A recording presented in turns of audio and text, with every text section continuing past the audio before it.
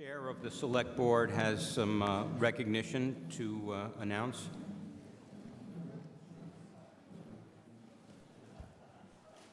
Good evening, and I apologize for not doing this on Monday, but as you know, usually at our fall town meeting, we recognize those town meeting representatives who have completed 10 years of service in this position. So tonight we have 5 such people to recognize, so I'll read the certificate once, and then I will just call the names of the people who qualified this year. So in recognition of your service to the town of Chelmsford as a town meeting representative, the community is grateful for your dedication and thoughtful deliberation of issues that have come before town meeting during your 10 years in this position. The example set by you and your fellow longstanding town meeting members serves as an inspiration to all who strive to match your determination to honor this civic obligation. The Chelmsford Select Board does hereby acknowledge the personal sacrifices and extraordinary commitment required to achieve this significant milestone and recognize that this distinction has been earned by maintaining the respect and support of all Chelmsford residents. Congratulations on your many years of faithful and consistent service to the town of Chelmsford, and is signed by the Select Board and sealed by Town Clerk Patricia Duras. And those who have achieved this this year are Nancy Arroway,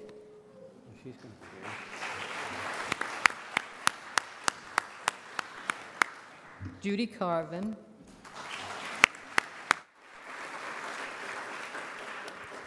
Carl Styling, Karen Utek,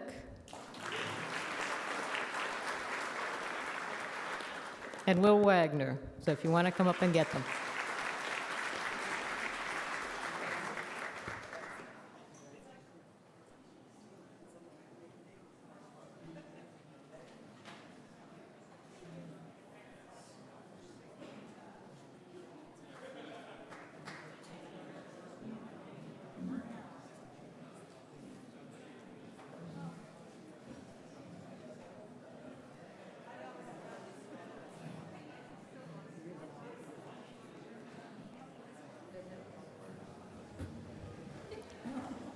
Mr. Manager.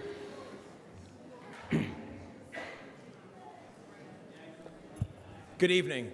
Paul Cohen, Town Manager. Article 16 is a request to transfer $125,000 in free cash to be expended by the Select Board for the development of a community-based vision and strategic plan for the town of Chelmsford.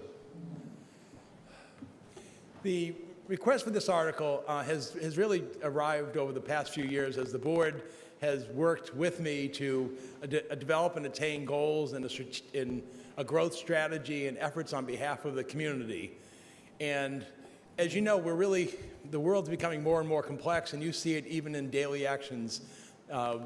We see that the town is addressing the state's request for a MBTA housing plan to address housing growth. We just saw the other day that Governor Healy announced a plan to create additional housing. We're dealing with the uncertainties of the economy. We're dealing with major capital investments that we heard at a previous town meeting. We know the schools have a robust strategic plan. We have open space plans, as we saw the other evening. And we just realized, like any entity, we need to develop a strategic plan to develop a clear vision on over the next decade of what our goals and desires are, recognizing our limited resources, both financially as well as human capital, and sort of identifying priorities in a specific plan towards growth and development moving forward, because regardless of what that growth and development is, we know something is going to happen, and we want to guide our destiny. And how this would envision to take place is through a year-long process, which would involve the outreach to citizens and residents to provide input. We also would look at the previous work that's been assembled by so many boards and committees in their plans to develop a draft plan, receive feedback at it, and a final plan, and then an implementation plan. And really to establish tangible, specific goals, and again, as I mentioned earlier, to guide the allocation of our limited resources. And the question, well, who would be steering this product? And we envision that this would be steered, as you can see, by basically the key stakeholders of the government entity as well as residents from the community. So myself as town manager, representative of the select board, school committee, planning board, conservation commission, age-friendly, housing advisory committee, as well as other boards and committees in the community. And as I noted, we've got many planning documents, and some of them have been presented before you, and many of you have presented in part of the development of those. We have, as I mentioned, a school improvement plan, the planning board's master plan, an open space and recreation plan, a housing production plan, the age-friendly Chelmsford plan, capital improvement plans, 5-year financial plans, sustainability, green community plans, and so forth. But the problem is there's no comprehensive plan or an integrated plan, because we see these conflicts and we struggle with them as we administer and plan and set policy for the community. On the one hand, we want to maintain the town's character, but then we have requests to provide additional sewer capacity for economic development, and those are in conflict on occasions. We got a desire to construct a new school building. We've had an application to MSBA, but yet we hear the concerns about how do we control property taxes. We have desires and needs to provide additional housing, but yet we have concerns about the density of our neighborhoods and living areas. We have the desires I mentioned earlier. We want to expand the commercial base, but then we hear concerns from residents about the traffic congestion in the community. So several months ago, the select board authorized me on their behalf to request an expression of interest to determine the scope of interest out in the planning community. And we found that 8 firms responded, and it was a variety of depth of their response. We also had reached out to our regional planning agency, and their price ranges for this work ranged from a low of $40,000 to a high of $145,000. And we also looked at what other communities have recently expended for this type of planning effort. Shrewsbury, as you can see, expended $85,000 a couple of years ago. Westford, a few months ago, allocated $95,000 for a strategic plan. And Wellesley expended $150,000 back in 2019 and are budgeting $200,000 in 2026 in their financial plan.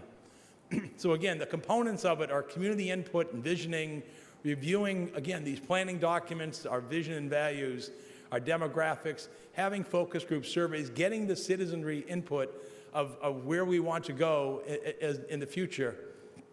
And then again, developing that plan with a neutral facilitator. That's the key thing. Somebody who has the bandwidth and the experience and the resources who can pull this together, because we can't do it amongst ourselves in an unbiased manner. We need a facilitator to develop these and hold these strategic planning sessions, develop the plan from the input at those sessions in these plans with clear action steps and policy statements, and again, a draft and final working document. And then when that process is complete, you need an implementation focus. And a committee would be formed, again, with specific initiatives, with specific action items, identifying who's responsible for what activities and how you refine that plan over time. And again, this would be accomplished by an RFP, again, providing that high level of planning assistance. And again, the key thing is that plan would have specific goals, action items, policies to move forward. We know other communities have done this, not only in Eastern Mass, as you see here, and the communities that are listed, from comparable communities, as I mentioned, such as Westford and Shrewsbury and Provincetown, but we also see it not in other parts of the country, but we also see it in the nonprofit and corporate world as well, that you basically need to figure out who you are and where you want to go. And again, just illustrative, here's an example from Shrewsbury's strategic plan. Again, I know it's not readable, but the idea is it comes up with specific strategies and specific projects. And then more detailed, as you see, you may not be able to see, but from the Wellesley one, it identifies goals, the strategies, the actions that are going to be taken, when they'll be done, who's responsible, is this a high priority, and has the work been programmed? So, Mr. Moderator, that's the presentation this evening. Be glad to answer any questions for the community this evening. Does the Finance Committee have a recommendation? A majority of the Finance Committee recommends against approval of Article 16 with a vote of 2 in favor, 4 against, and 1 absent. The Select Board have a recommendation. The Select Board unanimously recommends approval of this article by a vote of 4 to 0. Okay, now's the time for questions and discussion.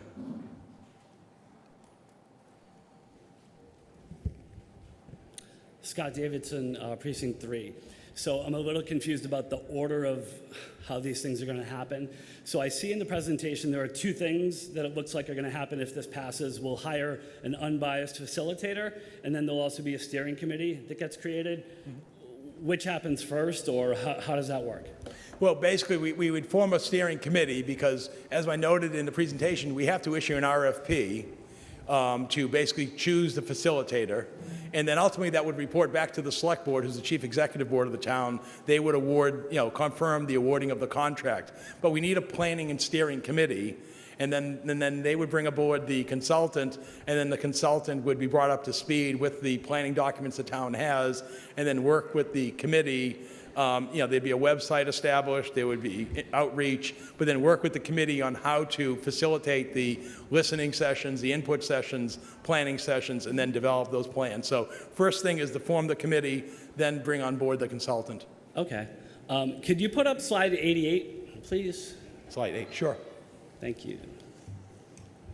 There it is. Is that No, the one before that. one before that? Okay. Sorry. That's, Yeah, great. So the steering committee would include representatives from the following. So question, I don't know if it was intentional or just an oversight. Why is there not just some at-large residents that would be part of this steering committee?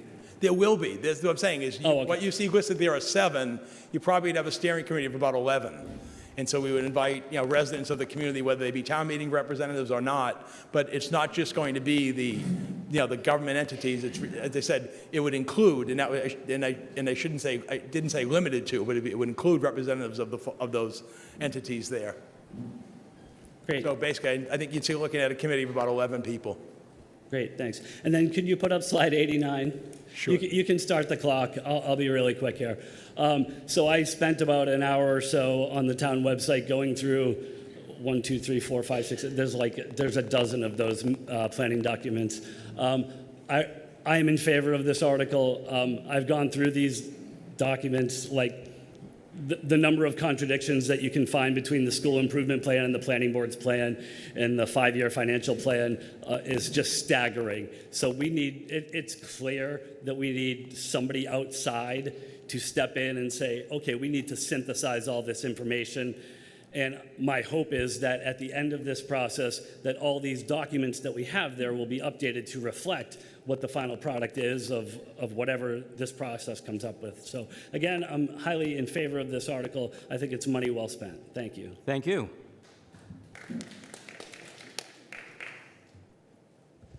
Glenn Thorne, Precinct 7. A couple of quick questions. Has the proponent of this plan, I assume it's the town offices and the select board, looked at these plans from the other towns that you listed earlier? Yes, I can say that I've looked through, and I know I've shared with the select board, the planning documents from Shrewsbury and from Wellesley, and we, they may have looked at others, but yes, we have seen these documents from the other communities. Yeah, we're not like towns like Provincetown and Essex, and we're not Worcester or New Bedford either. We're more of the size of Shrewsbury, Westford perhaps, Lexington, of course, Wellesley. Lexington and Wellesley probably have a higher per capita income. Was that taken into consideration in how we want to form this particular plan? I don't understand the question. Well, we're not exactly the same as these other towns, but we're about the same size. And my understanding is the plan from Wellesley took 5 years to assemble, is 380 some odd pages long. The plan from Lexington was a multi-year effort with all the people that you have here and other people in their town involved. Their plan is 350 pages long. Is that the kind of plan we're looking for, or are we looking for a plan like Shrewsbury, which is a bunch of vague wording and wonderful pictures, but doesn't have any action plans that are definitively associated with the outcome? What is the strategic plan that we're looking to get? I think it's basically in the middle, and that's why our funding request is in the middle. We're not asking for $200,000 to do the Wellesley plan. We're not looking to spend 3 to 5 years to do it. What we're looking for is $125,000, which we think can get us a specific plan for Chelmsford that is not just vague, that could be applicable to any community, but provides specific action items and really builds upon these other plans that have done so much work. So it's not to start from scratch and just throw away or not recognize the efforts that are in these other plans, but to integrate them into a comprehensive planning document that recognizes and establishes priorities and recognizes that you can't do everything, just like a business would. Have we asked the stakeholders that are involved with the outcome of whatever this is to input to you or the select board what the kind of strategic plan is that would be important to them? We will do that if we get the funding. We will initiate that process of reaching out, requesting representatives, and then having that dialogue, as I said, before we bring the consultant on board, saying, what is it that we want? And then, because the ones who are closest to this plan are the people who develop those plans, but we need to integrate and develop a plan that says, this is what we want to do, recognizing that there's conflicts because all these individual silos don't bring it together, because we can't achieve what's called for in all these plans, but we've got to establish priorities of what we're going to do and what we're not going to do in hopefully the town meeting and the community, and it's going to be a living document. So no, we haven't done that outreach yet. We need to see right now if the community wants to do this.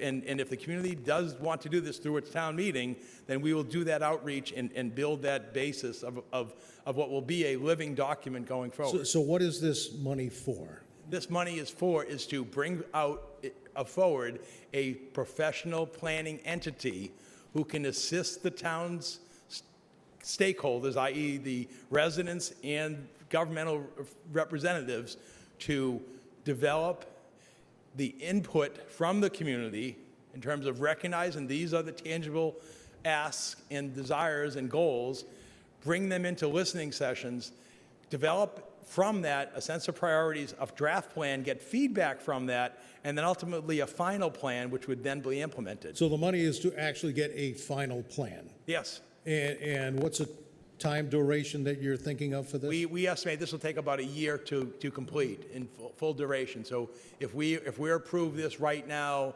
in October of 2023, my guess is you're probably producing this plan probably the beginning of 2025. You'll probably produce this right after the beginning of the calendar year 2025. You can start the clock. The plans that I've reviewed, I've looked at the Wellesley plan, I've looked at the Lexington plan, I've looked at the Shrewsbury plan. Shrewsbury is very colorful and has a lot of vague wording in it. It's not useful for an execution plan. The plans from Wellesley and Lexington are very detailed, and you can tell there's innumerable hours from committees in the towns spent in assembling that plan, which is why Lexington is probably about 3 years, and it's well over 300 pages long. And Wellesley was, if you look at it from the beginning to finish, about 5 years, and there's additional funding that is required to maintain that plan. A strategic plan should have indeed the mission and vision, but it should also be reduced to what all these other plans have as content in them. And it's very important, if you've got a strategic plan, to have executable action plans that result from your strategies that match your vision and mission for the town. I think this money is premature. I'm going to vote against this plan, and I say that because I was responsible for developing the strategic plan for a company called Lockheed Martin that you've probably heard about. The operations in New Hampshire, thousands of engineers. And it took years to get that plan established in a way that was appropriately useful. I don't want a third party coming in as a neutral arbiter and telling us what our priorities should be, because that's what I heard. There are conflicts in these which we can resolve internally in the town. We have the intellect, we have the personnel, we have the people that can put together and assemble a plan that might look a lot like Wellesley's, maybe a lot like Lexington's, that is useful for years in the future.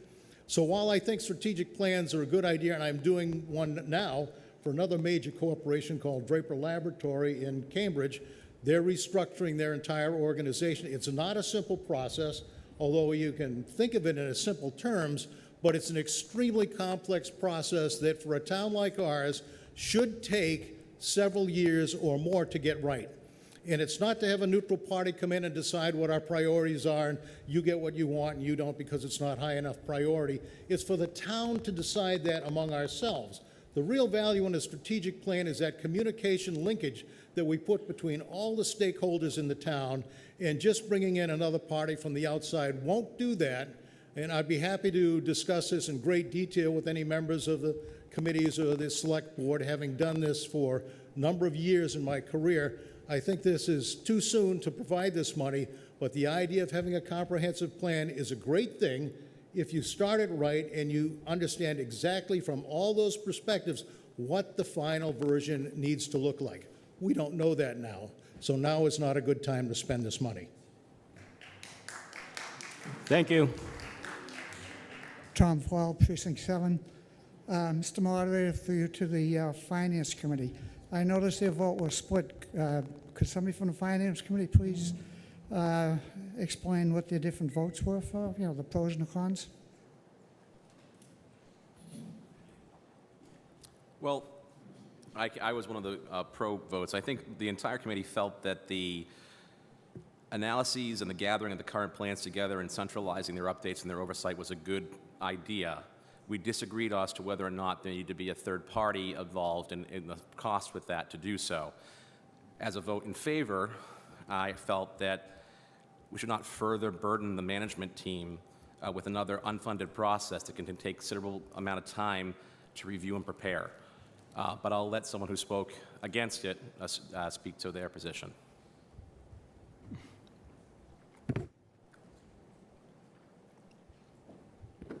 I voted against it.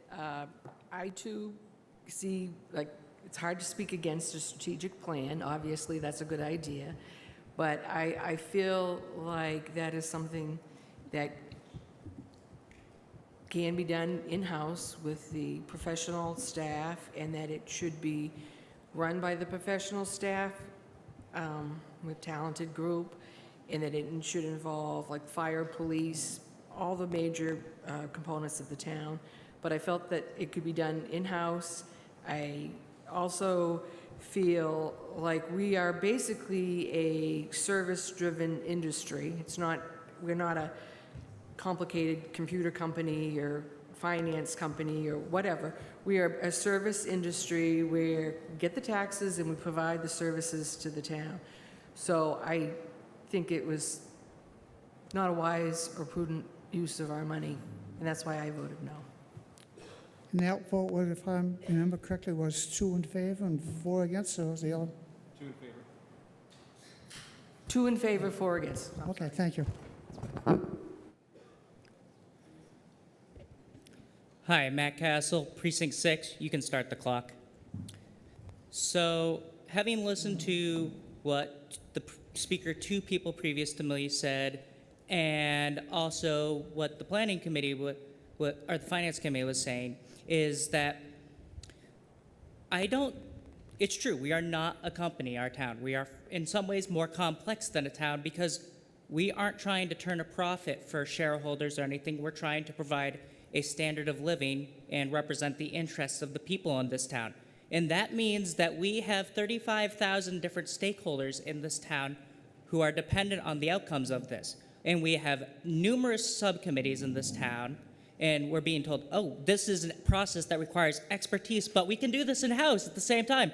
But who's going to do that? We don't have the resources to do this in-house.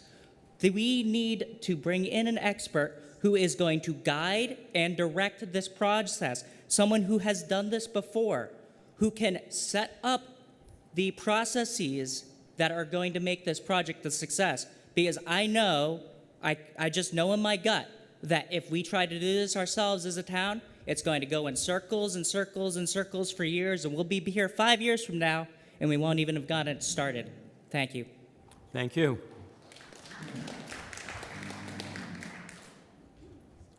Hi, Ginger Skoog, Precinct 5.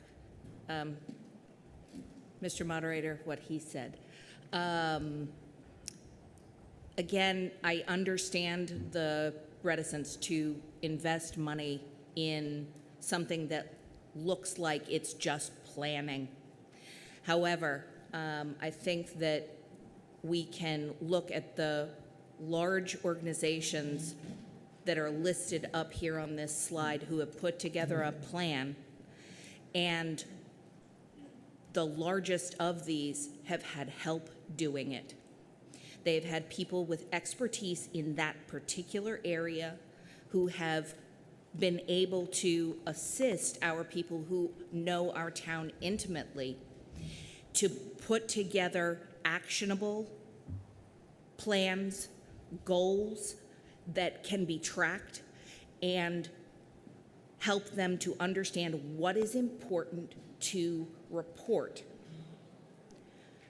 Those are all the things that we want when these town governance representatives come here to talk to us. We want clear plan, clear actions, clear goals, and clear communication across the board on how they're going to get there. I actually think that the town manager is underestimating how much this is probably going to cost. But if we can get this started so that we can get a chance to understand how to bring all of this information together so that when they come here to tell us what they want to do for the next 5 to 10 years, that we have a much more clear and integrated plan, I'd say $25,000 is worth finding out if it can be done. Thank you. Thank you. Chris LaValle, Precinct 10. Like others in this room, I also have experience in organizational design and strategy. I have also led strategic planning process, and I have done that for my own company. But I have done it as a strategic planning organization, specific organization within the company that is designed and has time to lead these efforts. It's nothing you can do on a part-time basis. It has to be focused. And every town, every community, every company should have a strategic plan. If you don't have that guiding star, that North Star, you get plans that are disparate and often conflicting like we have. For those who think that we can do it internally, how long has some of those plans been in place without those conflicts being resolved? We need to hire a professional company to come in and facilitate. They don't make decisions for us. We do that on our own. They help guide the discussion, guide the decisions into the right places where we need to have them, and help the discussions keep going and focused. So I would also point out that because we have all those plans in place, we already have a starting point to start from. We're not starting from scratch, so it won't take multi-years like we see other towns doing. Those are starting from scratch. We have all these plans in place. We have something to start from, so let's hire a company that knows what they're doing, can do it full-time for us, and guide us in the right direction. Thank you. George Zaharolas, Precinct 2. Paul, what work has been done so far as to put the request for proposals together? We put out, as I mentioned earlier, an expression of interest. We have copies of requests for proposals that were issued by other communities, but nothing has been issued. This is the inaugural step, which is, does the community want to do this? And if the community does want to do this by an appropriation at town meeting, as I said, the next steps would be I would continue to assist and draft a RFP, but that wouldn't get issued until the steering committee was formed. We had that work and then agreed to issue that, and then that committee would then ultimately make the recommendation to the select board in terms of how to choose a proposer from the RFP. Paul, as you know, I was on the master plan in 2020 and 2010. And in the master plan, we have goals, recommendations. and implementation. Has analysis been done on the implementation so far in 2020? I know on 2010, we did that during the 2020 study, and there was some things done, some things not done. So has anyone done an analysis on that and looked at that? The Master Plan Implementation Committee is meeting on a quarterly basis.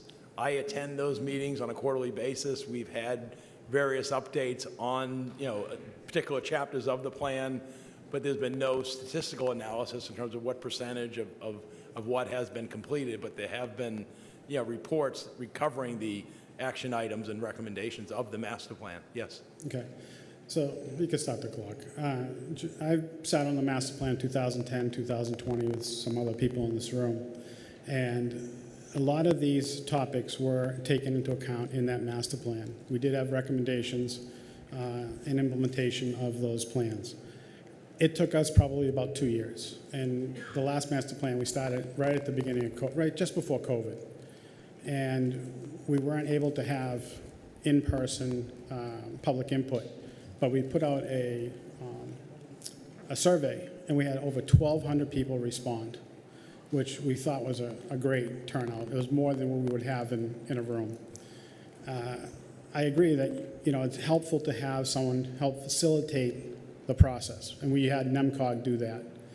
I think that some work needs to be done in order to come up with the proper interest so we can get the right consultant in here. And I think maybe formulating a committee first and putting that together and make sure that they have clear guidelines for what the consultant should and shouldn't do. So I'm still thinking about this. I think, it does take money to have a consultant. And it does help because you get a committee of 7 or 8, we all work, we all have families, and we have things going on, and the consultant does help. And nowadays, $125,000 doesn't go too far. And it's going to take a couple of years for this. To think about 1 year, it's not going to be 1 year. It's going to be a couple of years. So that's all I have to say. Thank you. Kathy Tuberty, Precinct 8. Mr. Moderator, through you to the town manager. A previous speaker talked about how long different towns took. Could you talk about how long it took plus the dollars that it cost for those towns? Like the other people, 125 does not seem like enough money for me. Yeah, as we said, we saw the most similar to one in most recent was Shrewsbury. I put those dollar amounts up earlier. I think it was $85,000 that they had expended in their effort back in 2021. It took them, it was over a year to do their plan. But what we don't know, and we saw the Wellesley one. I mean, the Wellesley one, as was noted earlier, I mean, it is, 300 some odd pages, and, it took a couple of years to do. We knew that. What we don't know is, like in the Shrewsbury case or the Wellesley case, how they integrated the other plans that we referenced earlier, because we don't want to redo the work of the planning board or of the school committee and so forth. We want to extract and bring them in and basically say, okay, what are the salient points, the key items, the focus of yours, and then bring everybody around the table with the community and say, okay, what are the priorities, what are the conflicts, what are the resource constraints, and then, okay, then let's get the input from the community, put out the draft in terms of, okay, this is what we think we can do, this is what's going to be, set aside, see what the response from that is, and then ultimately get a final plan produced with an implementation plan that's a living document.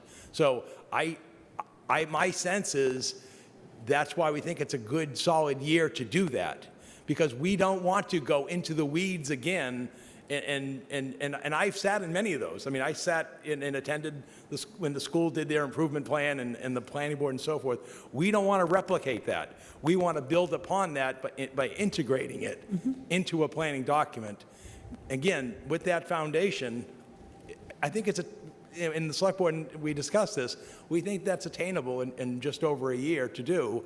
And again, the consultant time, like anything else, is how much you're utilizing them, because again, they're a for-profit business, professional planners, and again, we don't want the consultant, building that grassroots stuff. We want the consultant to familiarize themselves with the plans, to be a facilitator, to then build upon it. So that's why we came up with the numbers that we did at the select board meetings, and why we think the time frame is what we're proposing. But like I said, we could be off, and we're not doubting that, but we've got to get started. So that's really, this is our best sense of what we have at this time. Let's get the buy-in from the community. Let's get the committee formed. Let's get an RFP out there, and let's get going. So that's our best assessment at this point in time, because the town has never done an integrated plan or a comprehensive plan before. And you're right, we're going to learn pitfalls and lessons and some successes along the way. I think your team that you're comprising that's the town members. I also think that you're going to have a lot more bodies across here. They're going to typically want to talk to every single member. So I think that, like when I first looked at $125,000 is not a lot of money. I'm sorry, it's not. If you wanted 2 people for some period of time over the year, it's not a lot of money. But then we have to realize that it's not just them. It's not just this little group that you are going to compile in the plans, but they're going to also work with all of these people. So are you guys willing to take on the responsibility of working with this team? Because it is going to be more labor intensive than you probably realize with your interactions with them. Again, I think the answer is if we can get the right stakeholders on that steering committee, that's going to be the key. We need, right, if people are going to step up, you say, right, you have to recognize the commitment that it's going to entail, to be involved with this effort. It is a big undertaking. Yes, you're correct. We're hopeful and expecting that we will get that, because it is that important to the community at this point in time. I agree. A strategic plan is really important for the town. People can own it. They have the motto, they can spew and all that kind of stuff. I'm just worried that it's not going to be enough money, but okay, thank you. Thank you. Claire Janot, Precinct 4. Through the moderator to the town manager, if I may ask a question. So I've heard about what the process will be to go out to bid. I've heard about what the process will be to work together and try to synthesize all of this into one document. Once that document becomes available and is accepted, going through this collaborative process that has all voices that need to be in it, what's it going to be used for? How is it going to be used? Does it have any teeth? Does it have any accountability? Who owns the document? Who measures against that and tells us we're using it? Yeah, we can't compel. No, your question is very perceptive. There's a lot of documents on shelves, is right, my point. We can't compel anybody to follow the plan. And we know, unlike a corporation, our boards of directors and stakeholders evolve over time, right? We have elections annually. Right. We have changes in positions that occur. But what we believe is this basically would be a document that has been developed by the community, and therefore, sets a vision for the community, so that when we come forward with it, with whomever's in place at that point in time and bringing forward the initiatives, we could say, hey, look, we looked at these issues. This is why we're doing this at this point in time. So, for example, if the question becomes, what are we going to do with sewer capacity? Do we want to tie into the MWRA for sewer capacity? We'll have the answer. Hey, wait a minute. We had sessions in 2024, and it was made abundantly clear by the community they did not want unbridled growth. Therefore, we're not going to pursue it, the feasibility study and the planning efforts that do take time and resources to go look at the cost and efforts of connecting to the MWRA, for sewer capacity, but then recognizing, well, okay, well then that's what that's going to be. So therefore, the question then becomes, all right, well then what is our plan going forward in terms of how we are going to use our time and resources? And the question is going to become, for capital investments as well. You know, and so I think, and as well as policy directions for the town in terms of how we believe, how we want to proceed strategically in terms of what we want to be going forward. And we're seeing that in a microcosm already with this MBTA zoning that's thrust upon us in terms of where do we want this to occur and why. And those are the same things that we have to do holistically as a town.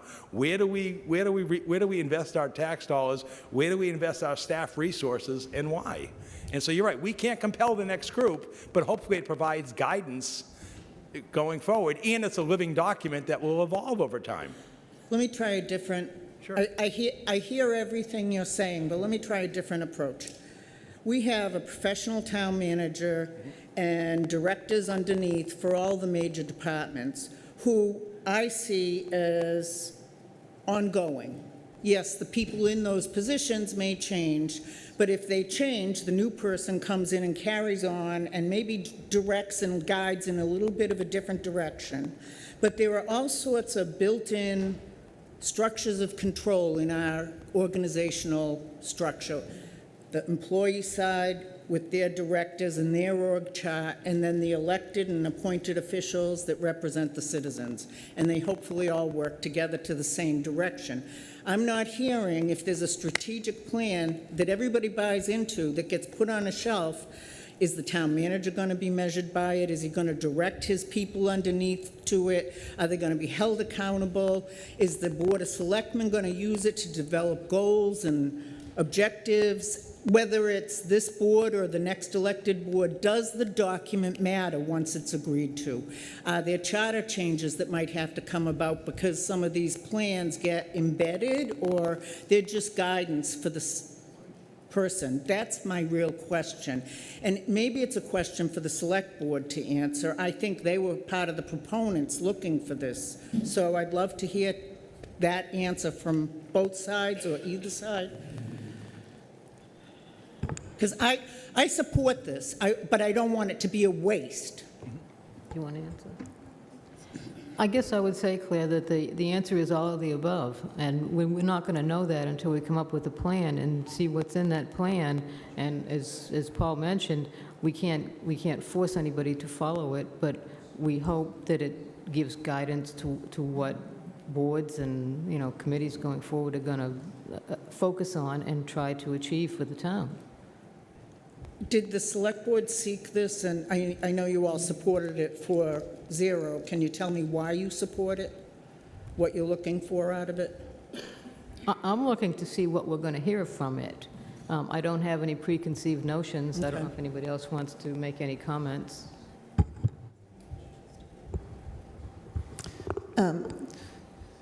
So I fully support this. I also have a lot of professional experience in strategic planning, and I think the board and Manager Cohen were also recognizing that we don't have the people, ability, or capacity to do this ourselves, either amongst the town employees or amongst our volunteer boards, committees, and commissions that are already overtaxed.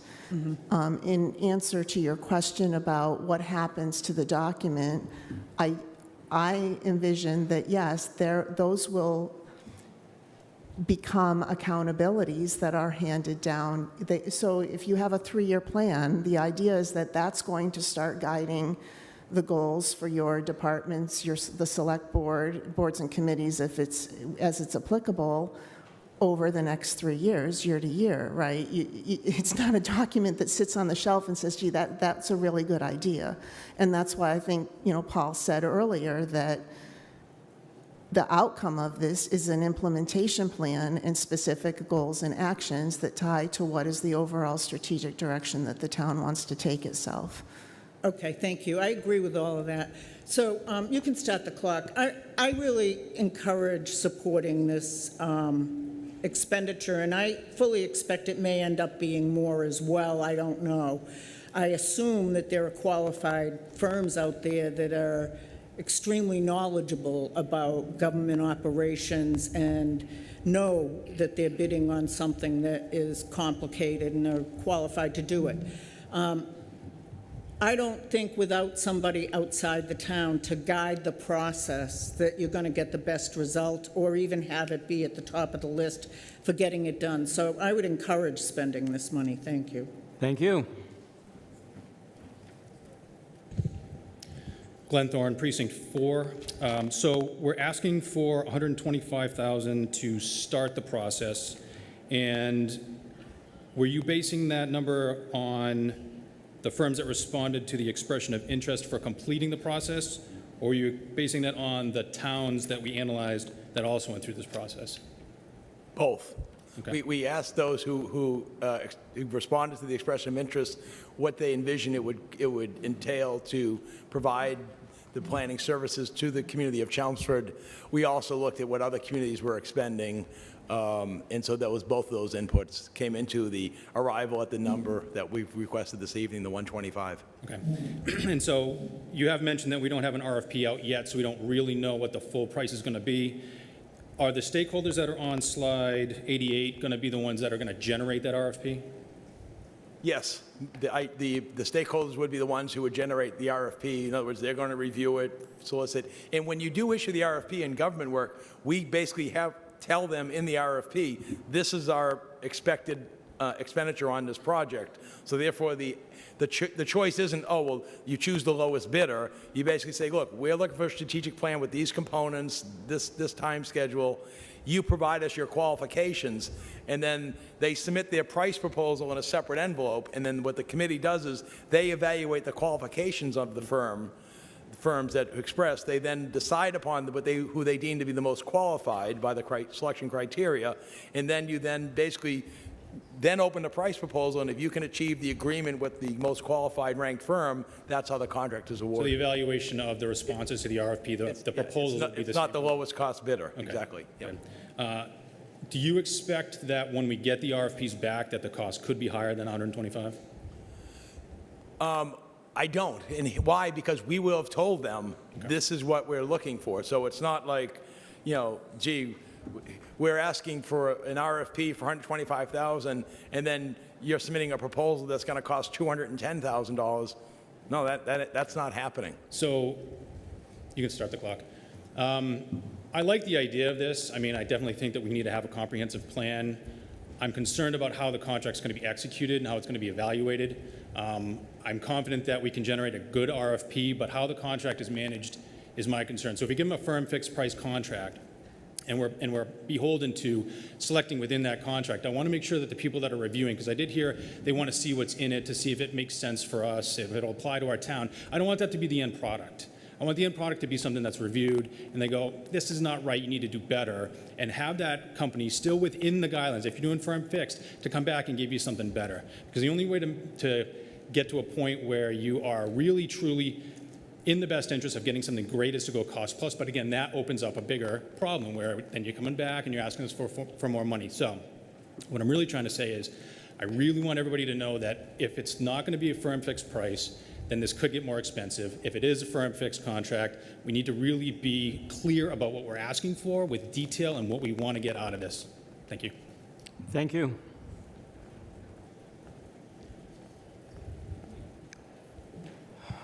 Hi, everyone. Peter Spahn, resident of 40 years. I'll be quick. I'm the newest member of the Conservation Commission, and my interest is our natural resources, by which I mean clean drinking water that we all drink, habitat, climate resilience and adaptation. List goes on. And I just want to make a very simple comment. I agree with everything that's been said previously, including being careful.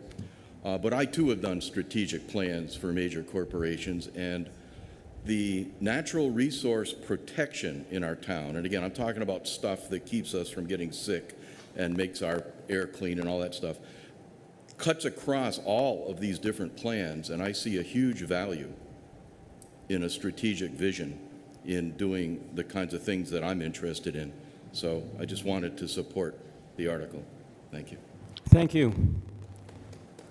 Is that all? Okay. So now we're going to vote on Article 16. Please make sure that your vote has been accepted but my understanding is that other than maybe the clock, it's still 35 seconds, even though it freezes at times and jumps to 32, it does time out 35 seconds, so. And I'd like to thank all of the people who worked to make sure that this works well tonight.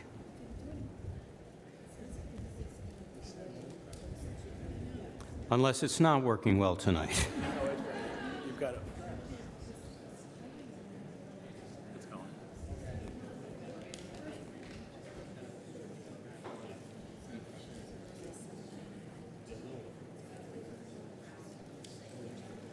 Okay, did anybody not have their vote counted?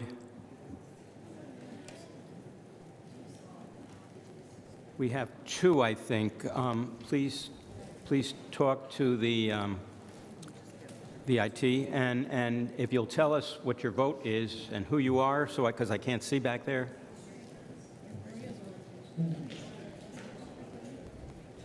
Did you say your vote didn't count?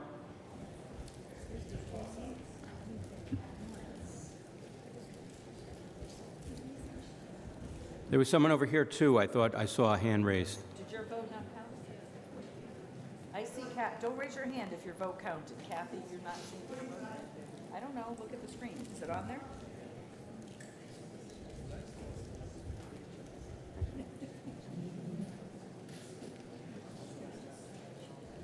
No, her vote's not there. So Kathy, which way were you going to vote?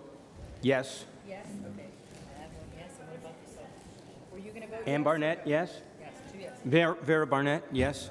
And please talk to Ted. You may just need a battery situation. So are there only two? Three. They did. And Robert? And Donna? Yes, the last 2 days. And the only thing they couldn't. Yes. And what your name and what was your vote? Okay. Do you know who that is? That's so weird. We had 114 reps check in. Your name, sir? Thank you. And what was your vote? Thank you. Okay. So please go to the IT, Ted, and let's find out why your vote isn't being logged in. It may be a battery issue. It's not?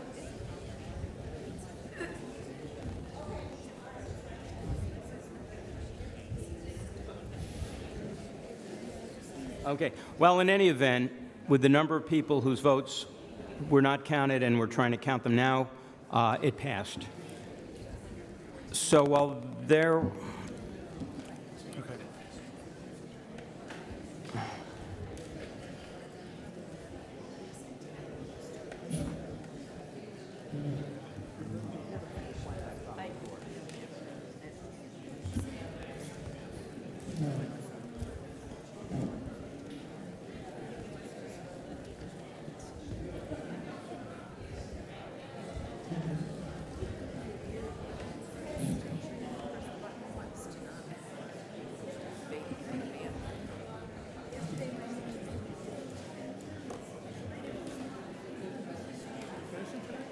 What? Yeah, no. Okay,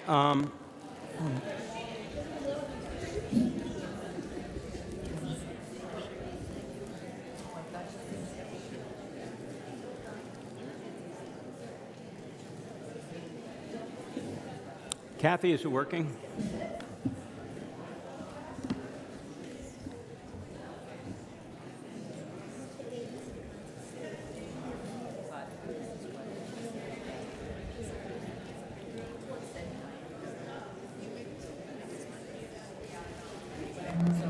Okay, I think we can, Paul, I think we can start with Article 17. Okay. Thank you, Mr. Moderator. Article 17 is to transfer $947,537 from free cash to the General Stabilization Fund.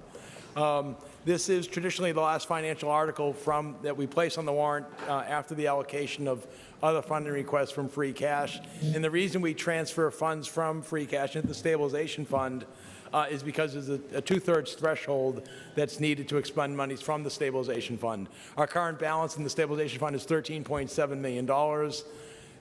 As a percentage of the town's $156.5 million operating budget, we're about 8.7%, which again is within our funding financial target range of 5 to 10%. And we're making this request because given this period of high inflation and uncertainty, most government entities are increasing their cash reserves so that we can survive unknown challenges that are ahead of us. Thank you, Mr. Moderator. Does the Finance Committee have a recommendation? The Finance Committee unanimously recommends approval of Article 17. Select Board have a recommendation? The Select Board unanimously recommends approval of Article 7. And we're not going to vote until you're ready to vote, so don't worry about that. Are there any comments or discussion?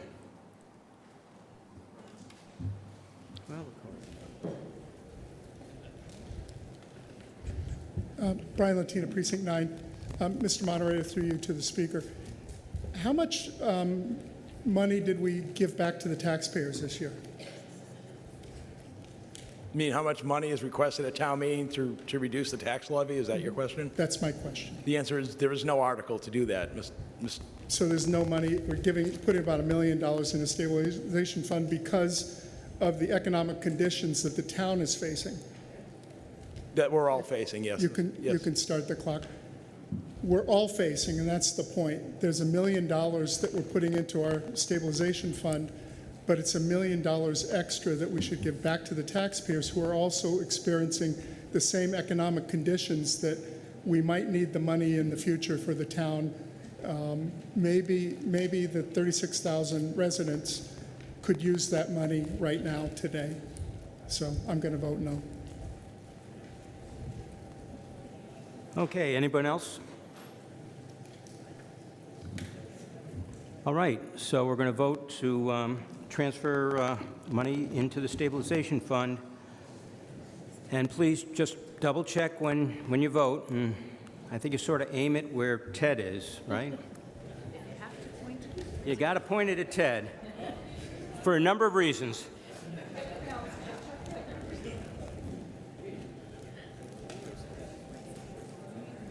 No, it's going to. It's going to pause between the up-ends. That's what we've been told. But we're told it'll get everybody.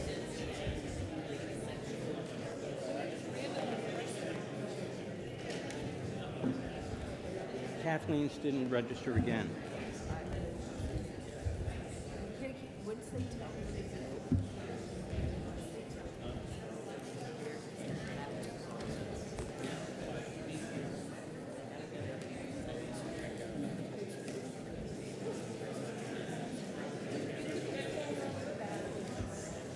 Okay, well, it passes 112 to 4, but Kathleen, I noticed yours didn't work again, although it worked when you were up there, right? Why don't you sit next to Ted?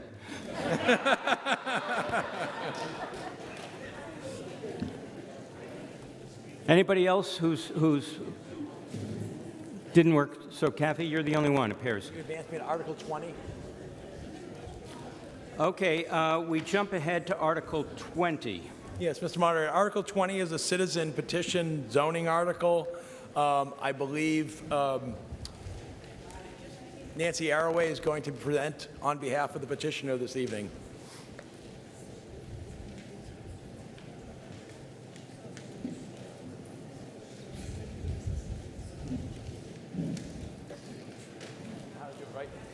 This is the arrow button here. If you're running the problems, just say to John, next slide. All right. So, John, I'm going to put you to busy changing slides. I'm sorry. I had too much trouble last Wednesday. Okay. So, this is a citizen petition. It was sponsored by Mike Smith, the upholsterer on Littleton Road. He asked me to put together the data for it and present it, so I'm up here tonight. This map shows the properties that are affected by this. They are the properties that are directly on Littleton Road, Route 110. They start at the forefathers' burying ground and the Ginger Ale Plaza, and they go down toward Westford until you get to conservation land. The next slide. Okay. So the area that's surrounded by red shows the properties that are affected by this. The request is to change these properties from RB to RC zoning. RB is a 40,000 square foot zoning, RC is 20,000 square foot zoning. So when the last round of zoning changes were done to these areas, this area was included in the RB. However, everything else off the center was designated as RC zoning. So if you look at this map,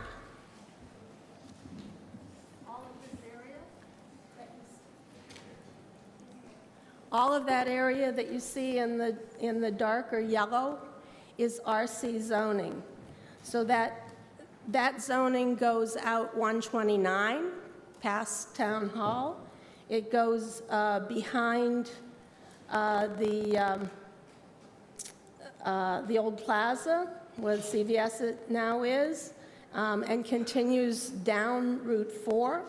And if you go up Route 4 the other way, it's all commercial zoning. So all of that area that spreads out around town is RC except this street. So why does it matter? Well, this area was originally built up with in-town lots. They're all small lots. Basically, 85% of them are undersized for the current zoning.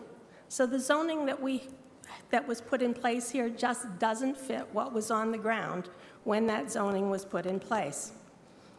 Next slide, and the next slide. So this slide you have in your packet, and it describes the various residential zoning districts.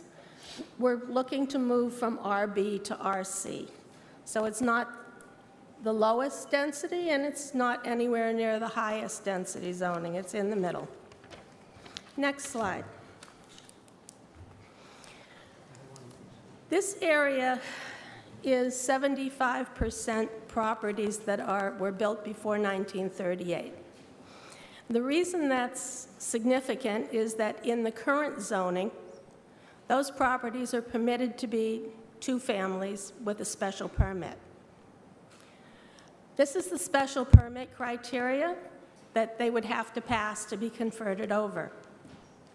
20% of the properties in this area already have made that conversion over into 2 families, and 55% of them have the ability to do it with the special permit criteria.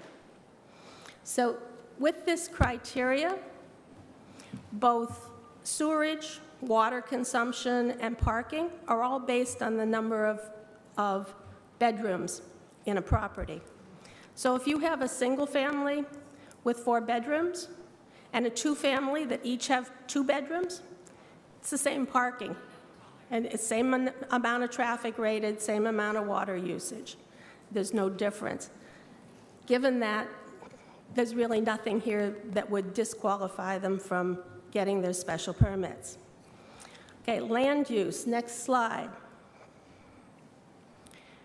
So 21% of the properties on this street are already 2 families, and 74% of those properties can be 2 families with a special permit. And RC is a 2-family zoning. Next slide. This is that age before 1938 and after 1938. The next slide, lot size. So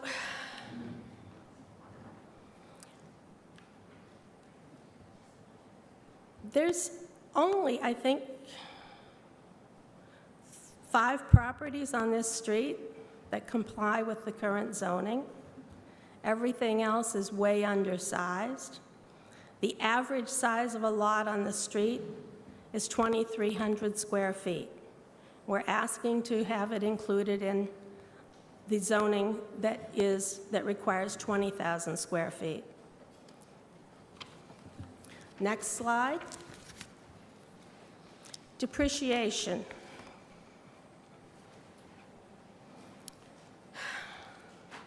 So what happens when an area gets zoned in a way that doesn't match what's already there, that makes it difficult for people to add on, that makes it difficult for fill-in lots? What happens is you don't have the investment in those areas, and that's what's happening on this street. So the average depreciation in this area is 30%. We have one property that's at 10% that was rebuilt recently, and we have one property that's at 66% depreciation. 66% is as high as they're allowed to evaluate a property for depreciation. So, next slide. So here's the technical side of it, folks. What we're asking for in going from RB to RC, the technical impacts are that the two families would be permitted on those pre-1938 constructions without a special permit that they can qualify for as a no-brainer. It permits two families on the 26% of properties that were built after 1938 that can't currently convert. And it reduces the lot size and the setbacks for additions and new construction that cannot be approved via special permits or waivers.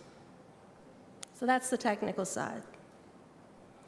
The people side of it, and this is why this is coming to you tonight. One of the properties has an accessory lot. It's about 23,000 square feet. The average size of a lot on that street, they can't build on it. Can't build on it because under the current zoning, they need 40,000 square feet. The old schoolhouse is not viable for restoration. It's that badly damaged. It needs literally to go away and have a new construction built. Well, the schoolhouse could convert to a two-family because of its age, but it's in such bad shape, it's that 66% depreciation, that it's not viable to even totally gut it and rebuild on the frame. So it just sits there and continues to rot. And I personally have an ask on here that it would impact me. 1 minute. Thank you. I want to put up a greenhouse. My pool needs rebuilt. I want to put the greenhouse on the front side of the pool, not the back side of the pool. I can't get a special permit for it because it's 2 feet closer to the road than the ZBA has the ability to approve. So there you have it. That's what's behind it. This is a citizen petition. I think somebody had asked me Wednesday night whether the old houses can be damaged by this. Basically, any of those old houses have to go before the Historic Commission before they can have anything done to the outside of them. I don't know of any other questions, open to questions. Thank you. Thank you, sir. The Finance Committee have a recommendation. A majority of the Finance Committee recommends against approval of Article 20 with a vote of 1 in favor and 5 against and 1 absent. The Select Board have a recommendation. The Select Board majority votes against this article, 1 in favor and 3 opposed. Questions? Oh, I'm sorry. Does the Planning Board have any recommendation?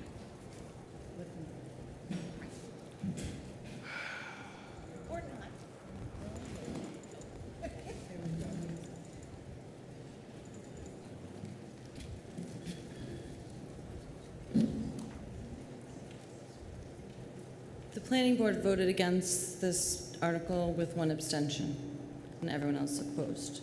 Thank you. Thank you for the presentation. A question from through the moderator to the presenter. So if I understand this correctly, and please correct me if I don't, if there's 35 properties and only 26% or something are going to be affected positively by this change, I guess, and be able to do something that they couldn't do now, that's about 9 properties, is that right? And are all those people aware of this coming to town meeting, and are any of them not in favor of it because their neighbor might do something they couldn't do today that they would not appreciate? Yeah, I can speak to that. So with any zoning article, all of the affected properties and the abutters are notified of a hearing sponsored by the planning board. That occurred. We had a number of people from the neighborhood that came. We had several people that spoke in favor of it. We had one abutter that spoke against it. The abutter lives behind me, it abuts my property. My property has been a two-family since about Okay, 1905. Ms. Arroway, you answered the question that was asked, which was, did any speak against it and any speak in favor of it? So I don't, you can't argue from the podium. So just to confirm your answer, of the people who came to the hearing, one was opposed and the others were not? That's Is that true. correct? Thank you. Hi there, Ginger Scoop, Precinct 5. I noticed the notations here for the revision would eliminate the legal fees associated with the special permitting. Do we know what the estimated cost of, like, average cost of those kinds of things is? So the fees to apply for the special permitting are not all that high. Evan, could you answer that? $100 to apply. The problem comes about with the having legal representation to make that request. Most people cannot speak to the zoning bylaws themselves, and they need to hire a lawyer, and that can get pretty expensive. Okay. And then the other thing on your slide about lot size, you mentioned the eliminate the legal fees and unknown approval status. How many of the, do you know how many of these kinds of requests have been denied? I do not. Okay. Is there anybody who would know? I don't know if we keep statistics on that. Would you? No. Do we know how many have If come community before? development doesn't have it, I don't know who would. I was gonna say, do we know how many have come before the, like, I'm just trying to get a sense of how. Good evening, Evan Belansky, Director of Community Development. In recent history, applications such as this, where someone's asking to build an undersized lot, the zoning board very rarely, if ever, would approve it. Okay, even though the ones that you said that there 74% of them would meet the special permit criteria, but they still wouldn't be approved? Not to split a lot, to create a second buildable lot. Okay. And that's because of the zoning? That's because, as the petitioner indicated, this area is currently zoned RB. Okay. And if someone wanted to split a lot, they would need 80,000 square feet currently. Okay. Okay, that's it. Thank you. Thank you. Chris LaValle, Precinct 10 and Planning Board member. You can start the clock.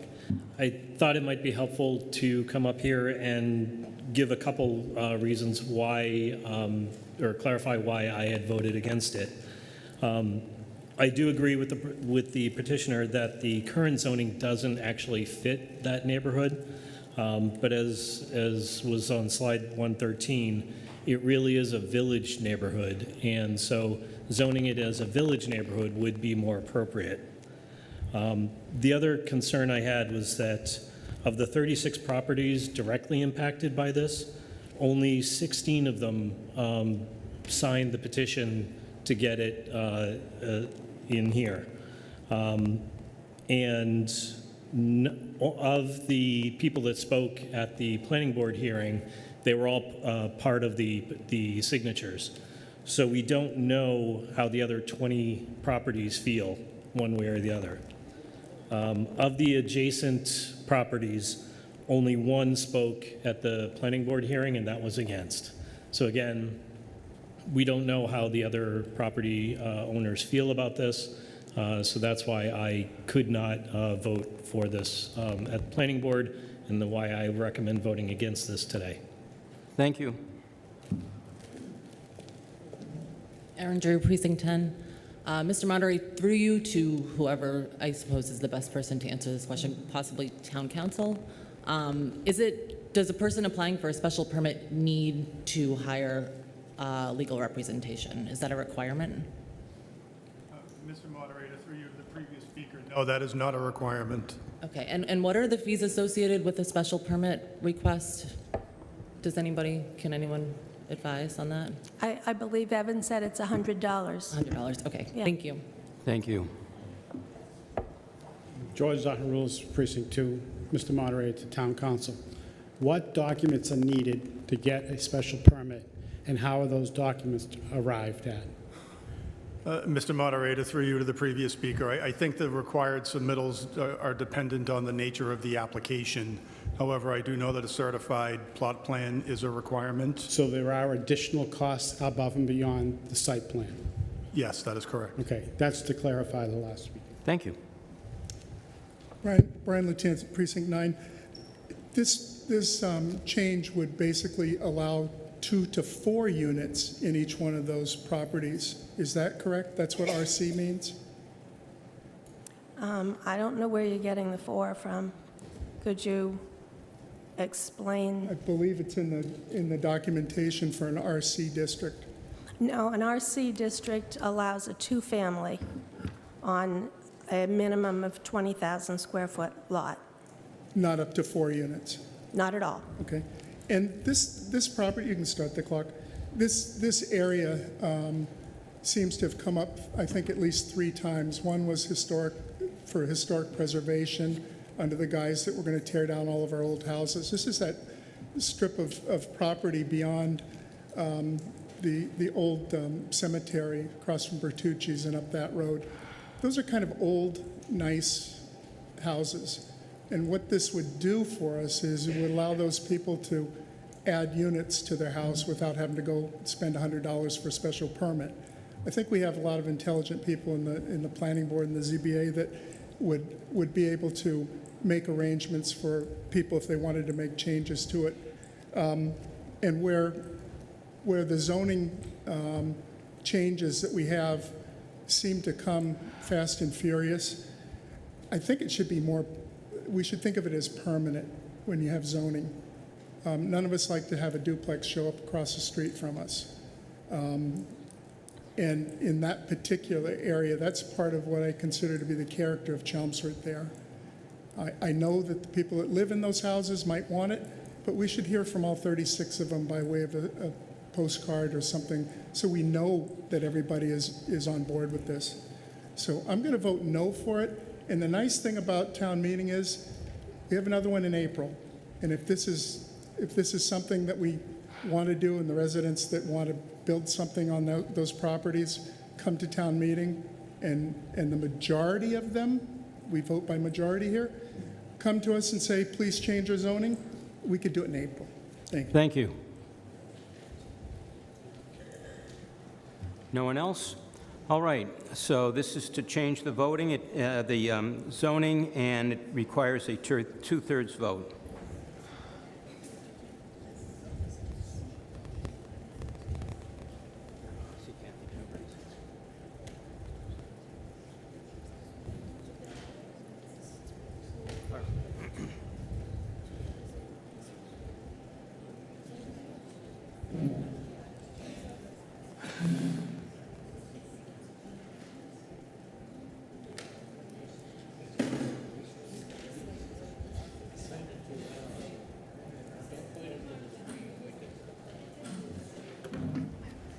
What is this story?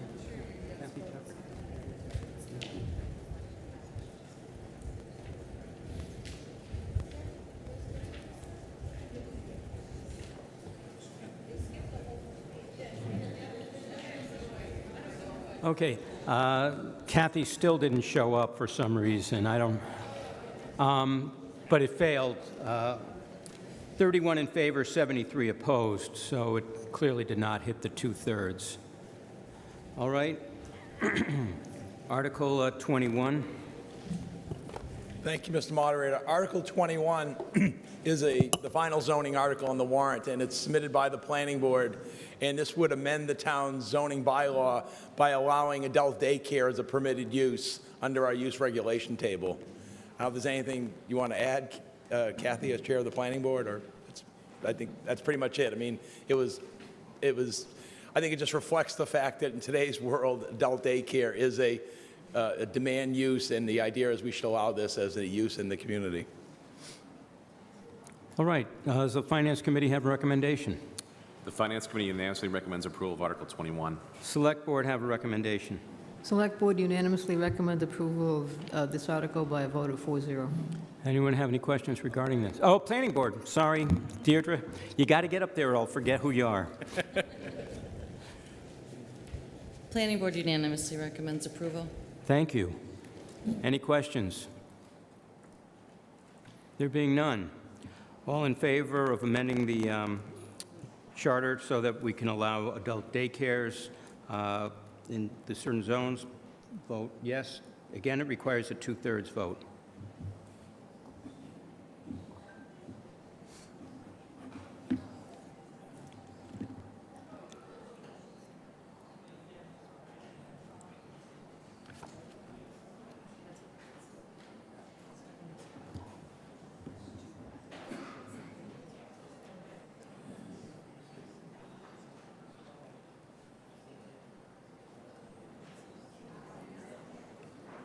Okay, let's see what happens now with Tuberty.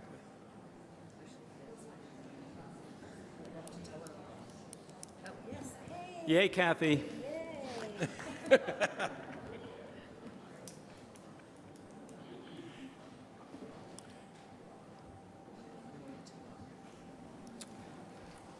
The article passes 108 in favor, 1 opposed, no abstentions. We now move to Article 22. Thank you, Mr. Moderator. Article 22 was submitted by our town clerk because she astutely noted that the town's general bylaws don't specify where the warrants for town meetings have to be posted. In recent years, we've had a changing of polling locations as a result of the re-precincting, and she correctly pointed out that it would be helpful to add to our general bylaws the designated locations for posting of town meeting warrants. And as you can see, they're listed there. There would be the polling locations, the police station, fire station, libraries, and town offices. Thank you, Mr. Moderator. Thank you. Does Finance Committee have a recommendation? The Finance Committee unanimously recommends approval of Article 22. Select Board have a recommendation. The Select Board unanimously recommends approval of Article 22 by a vote of 4-0. Thank you. Any questions? There being none, a vote to amend the posting of the town meeting warrant to the various locations.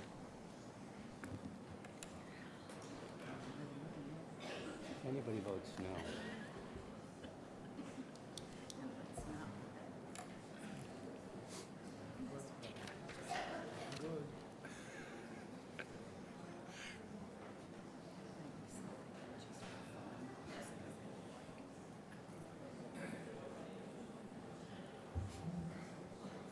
Here we go.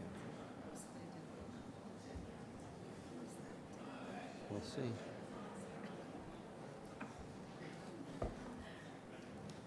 Negative.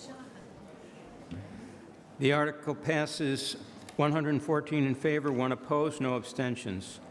Article 23. Thank you, Mr. Moderator. Article 23 is an article submitted by the town clerk, and this would amend the town charter pertaining to the nomination signatures for town meeting representatives. The proposed amendment to our bylaws would basically change the number of signatures. John, could you put the presentation back on to the screen? Thank you. The warrant article would propose to amend the town charter to change the number of signatures needed for nomination papers for town meeting representatives by reducing it from 25 to 10. And if this were approved by a vote this evening, by two-thirds vote, it would also need be ratified by an affirmative vote at the 2024 annual town election. With the new re-precincting and the 165 reps and so forth, we've struggled to have for all the spots listed with candidates for town meeting rep. And so the town clerk gathered data from comparable towns at Chelmsford, and she found that predominantly the number of signatures that are required for representative town meeting for reps was 10. And so the request this evening is to amend the charter to reduce our requirement from 25 to 10. Thank you, Mr. Moderator. Thank you. Does the Finance Committee have a recommendation? The Finance Committee unanimously recommends approval of Article 23. Select Board have a recommendation. The Select Board unanimously recommends approval of Article 23 by a vote of 4-0.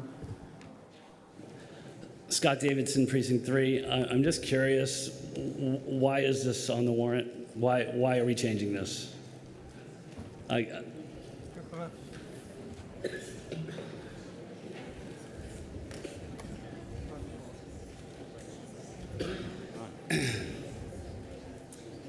Basically, it came up because we've had more and more people reluctant to pull papers and more people just simply doing a write-in campaign.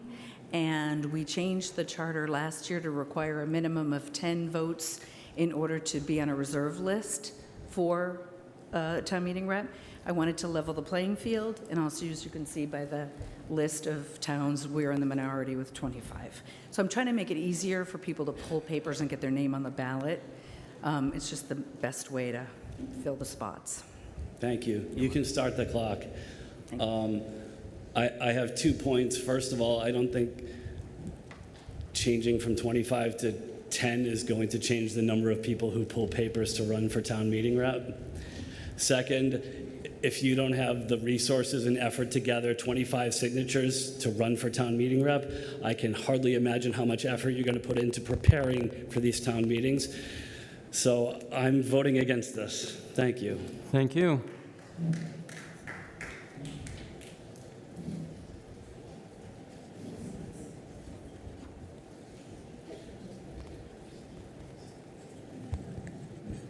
Ruthie Monahan, Precinct 3A, West Chelmsford, and I'm in favor of this. After the 2010 census, the other side of my street was a different precinct. And I said, if I don't keep getting reelected during this time, I don't know if I'll be able to get my full 25, because you know you have to get an extra few to make sure that they're all past inspection. So I think 10 is a reasonable number. Thank you. Glenthorne, Precinct 7. I think this is a perfectly reasonable thing to do. A lot of towns, I grew up in Arlington, they have a very animated and active town meeting. I think they actually have more reps than we do, and they do 10. It is a bit of a chore to get 25, and when I've talked to a few people that were interested in becoming town meeting reps, the first barrier that I hit was how many doors they had to knock on. Oh, gee, I got to get a weekend, I got to go knock on doors. So 10 people just takes that barrier and drops it down to a reasonable level. It's still not 0 people. You have to go and talk to somebody, but it's not getting the signatures that should be, intimidating to the people that want to run for town meeting reps. So 10 is very reasonable. What's more intimidating is you got to show up, you got to do some research, you've got to do your homework, you've got to make sure you're conversant in all the issues. That's where the work begins. So I think it's very reasonable to lower the barrier to get new people that are interested in doing this into the building, and then they can find out what the rest of us do. Thank you. Hi, Doreen Deschler, Precinct 9. I'm very much in favor of the 10 signatures. Walking out in January when it's very cold, trying to get 25 signatures is not fun. You freeze to death. You have to get more than 25, like they said. So you're knocking on a ton of doors. Half of them aren't home. They're not answering. Okay? So, and it takes a long time to get those 25 signatures, and it's cold out in January. I'm totally in favor of the 10. Thank you very much. Okay. Well, do you want to reduce the number from 25 to 10? You're going to vote yes, and if not, then you won't. This does require a two-thirds vote.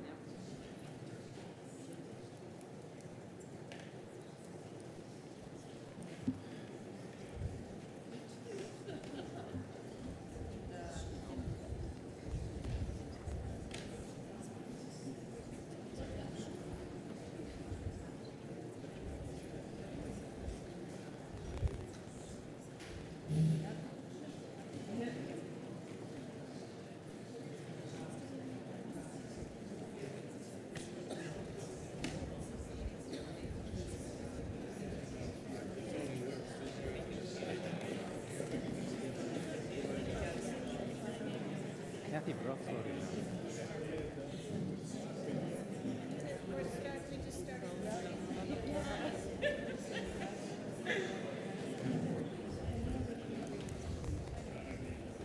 no. Okay, the article passes 101 in favor, 11 opposed, 1 abstention. Article 24. Thank you, Mr. Moderator. Article 24 is an amendment to the town's general bylaws pertaining to utility poles. And what the request is to delete these Article 4 utility poles, Section 142-37, regarding the order to remove, relocate, or alter utility poles, not because the Select Board or I want to delete it. It is because we've been advised by Town Council that under the conditions of Massachusetts general law, the Select Board don't have the authority to seek enforcement action that's called for under the bylaw. And that's because of the change in state law that took place since the bylaw was enacted. And therefore, if we leave the general bylaw in place, it just tends to cause confusion by those who will go and reference the bylaw. And here is the text of the bylaw. And again, this is a real example that happened in the last few months. The Select Board sought to bring National Grid before the community to basically order they remove double poles within 180 days. And or they'd be subject to a fine of $300 per day and so forth. And the response from National Grid is, you don't have the authority to do that. We went to council, and council confirmed the fact that this bylaw is no longer applicable. So therefore, in the interest of avoiding future confusion and action by either residents who get frustrated or boards in the future, the thought is to repeal this provision of the bylaw.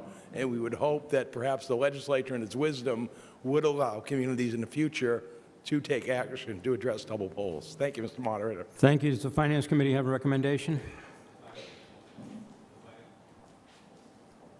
Finance Committee unanimously recommends approval of Article 24. Select Board have a recommendation? The Select Board reluctantly, unanimously votes 4-0 to recommend approval of this bylaw. Thank you. Discussion or questions? Sherman Horton, Precinct 6. I was here for the preview night, and there was something mentioned during that I wanted to follow up on. It has nothing to do really with the article as stated, but I think it's true that we tax the poles. Yes, that's correct. Utilities are taxed for their poles, and those taxation values are established by the Commonwealth of Massachusetts. By the Commonwealth. Okay, so if we wanted to increase the tax for a double pole, we'd have to petition the state. Yeah, theoretically, I suppose. Okay. Thank you.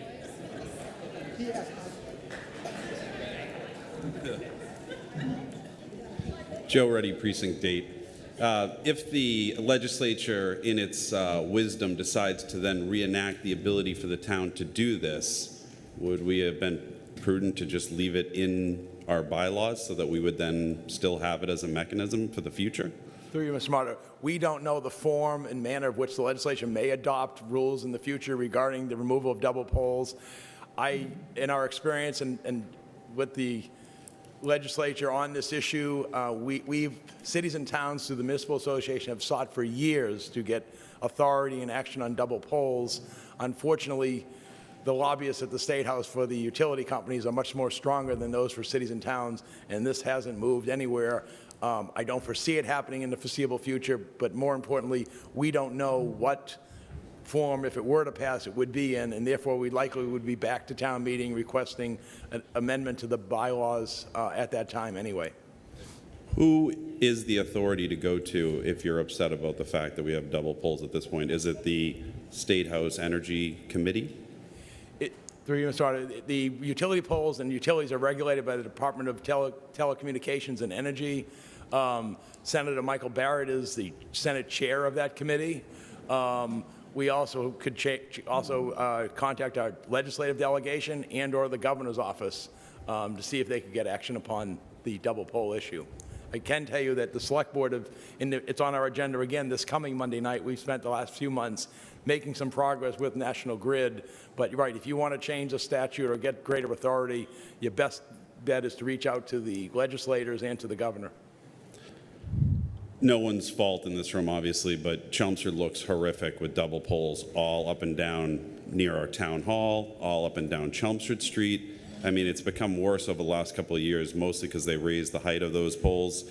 And I know that, they have to get utilities off from different providers. But hopefully we make this as part of that master plan that we're going to spend some money on to have some sort of initiative to the State House, no different than we did Chapter 70, funding and all of that, to make sure that we don't end up in a situation where we have a blighted town center as a result, where they should be depressing the poles and putting utilities underground instead of putting double poles. So again, no one's fault, but I wish we had a better outcome from it. Thank you. Brian Latina, Precinct 9. I brought this particular, you can start the clock if you like, I brought this particular bylaw up to the select board when we were trying to get National Grid to take the double poles down. This is Bill Dalton's article, and it was passed by it was stamped by the Attorney General, so it's legal. But we have an attorney that says it's not legal, so we should take it off. I did notice that the figures that National Grid gave you at that same meeting or just the meeting following it, was that there were 2 poles in their spreadsheet on Billrica Road. When I left the meeting, I counted 13 in one direction. So National Grid doesn't have a clue, but they have a lawyer, I guess, that can tell us that this isn't legal. If they hired a technician instead to take poles down like they did on Monday, the first night of town meeting, on Golden Cove Road, they took down every single double pole because our select board and Mr. Cohen made a big stink about it. I was driving through Bedford the other day, and as a solution, we might consider it. They cut the pole 10 feet up. Where the wires are, cut that part off, the double pole's gone. They have to be bolted together anyway. And now, whenever they decide to take the wires and move them to the other pole, they can do it at their good nature and time and the rest. So, like the pole that was smashed across from Market Basket, it's about 10 feet up, but it's sheared off. There's no reason for the pole, when they're replacing it, to be left there. They can cut it up high. So just a suggestion to the select board. Next time National Grid comes to you and wants to put another pole up, tell them no. As soon as you take 5 down, you can put a new pole up. Thank you. Thank you. Sue Carter, Precinct 11. This reminds me of the section in our bylaw that addressed political signs. At one point, we had it that you were prohibited for having it, for more than 3 weeks before the election, and you had to take them down so many days after the election. We found out that was illegal, yet we kept it in our bylaw so that it showed the intent. So my question is, what is the harm of keeping this in to show the intent that we don't want the double poles? And through you, Mr. Moderator, the problem is at that time, we actually amended that bylaw to, as you said, to apply pretend. We didn't keep it, we amended it to make it that was the town's preference as opposed to a requirement. Here, I don't know, I guess we could say we prefer that you take the poles down, but this talks about public hearings and $300 per day fines. I don't know how you could amend this in any manner that that shows, well, we don't want double polls, but still have a bylaw that's of any meaning. And I think the concern is that by leaving it on the books, it provides confusion for those who come after us, thinking that we're not taking action as a municipal government to in accordance with our bylaws, to address double polls. Just a follow-up question is, if they change the legislation, is it better for us to have something on the books for future rather than to try to react and get something on board with a change? At least we have this. It doesn't mean we have to enforce it. It just, we've at least got something on the books. Through you, Mr. Moderator, I think as I expressed earlier, if they do enact legislation at the State House, we don't know what the components of that would be. So, for example, ours is very specific. Order within 180 days. Fine of $300 per day. We don't know what the parameters would be if the state were to adopt a bylaw, a state law for a local option by cities and towns in terms of what the periods would be for the orders, what the process would be, what the fines would be, and penalties and so forth. So my thought is no. I just think this causes confusion. Thank you. Evelyn Thorne, Precinct 7. Did we ever enforce this? Because when Bill Dalton was on the Board of Selectmen, that's what they were called at the time, that he tried all kinds of different ways to get rid of the double polls. But I never saw that we ever charged National Grid $300 a day. No, in the years that I've been here, we've never fined the utility. We've threatened, but no. And now this time we took it with them, putting a list. We sent our own DPW crews out there looking for double polls and so forth. And National Grid's response was, you can't impose this upon us. So no, it's. So and again, we went to our legal counsel, and basically counsel confirmed that we cannot do this under the provisions of existing state law. So even though I understand why maybe to keep a placeholder, if we can't enforce it, there's no use to have it there at all. It just is wasted space. If something comes up within the state legislature, then we can address what new wording might be to put in our bylaws. The other piece is that on B3, any other penalties, impositions, or relief that the Select Board may deem necessary, if they are coming before the board, and a prior speaker did refer to this, if they have to come to the board for approval, you can vote no.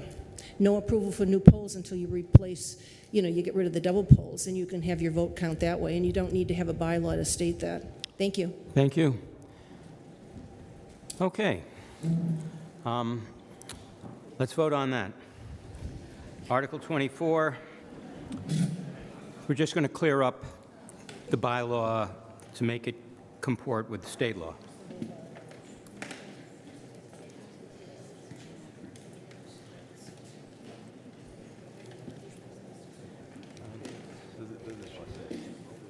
Neither does the two ready.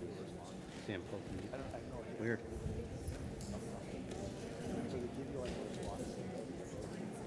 Okay, all right. I just.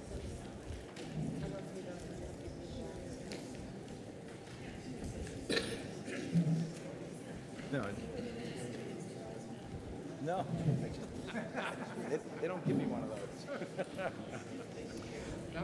The article passes 106 in favor, 10 opposed, no abstentions. Article 25.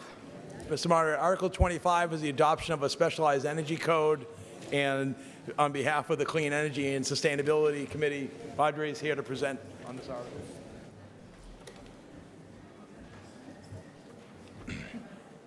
Check.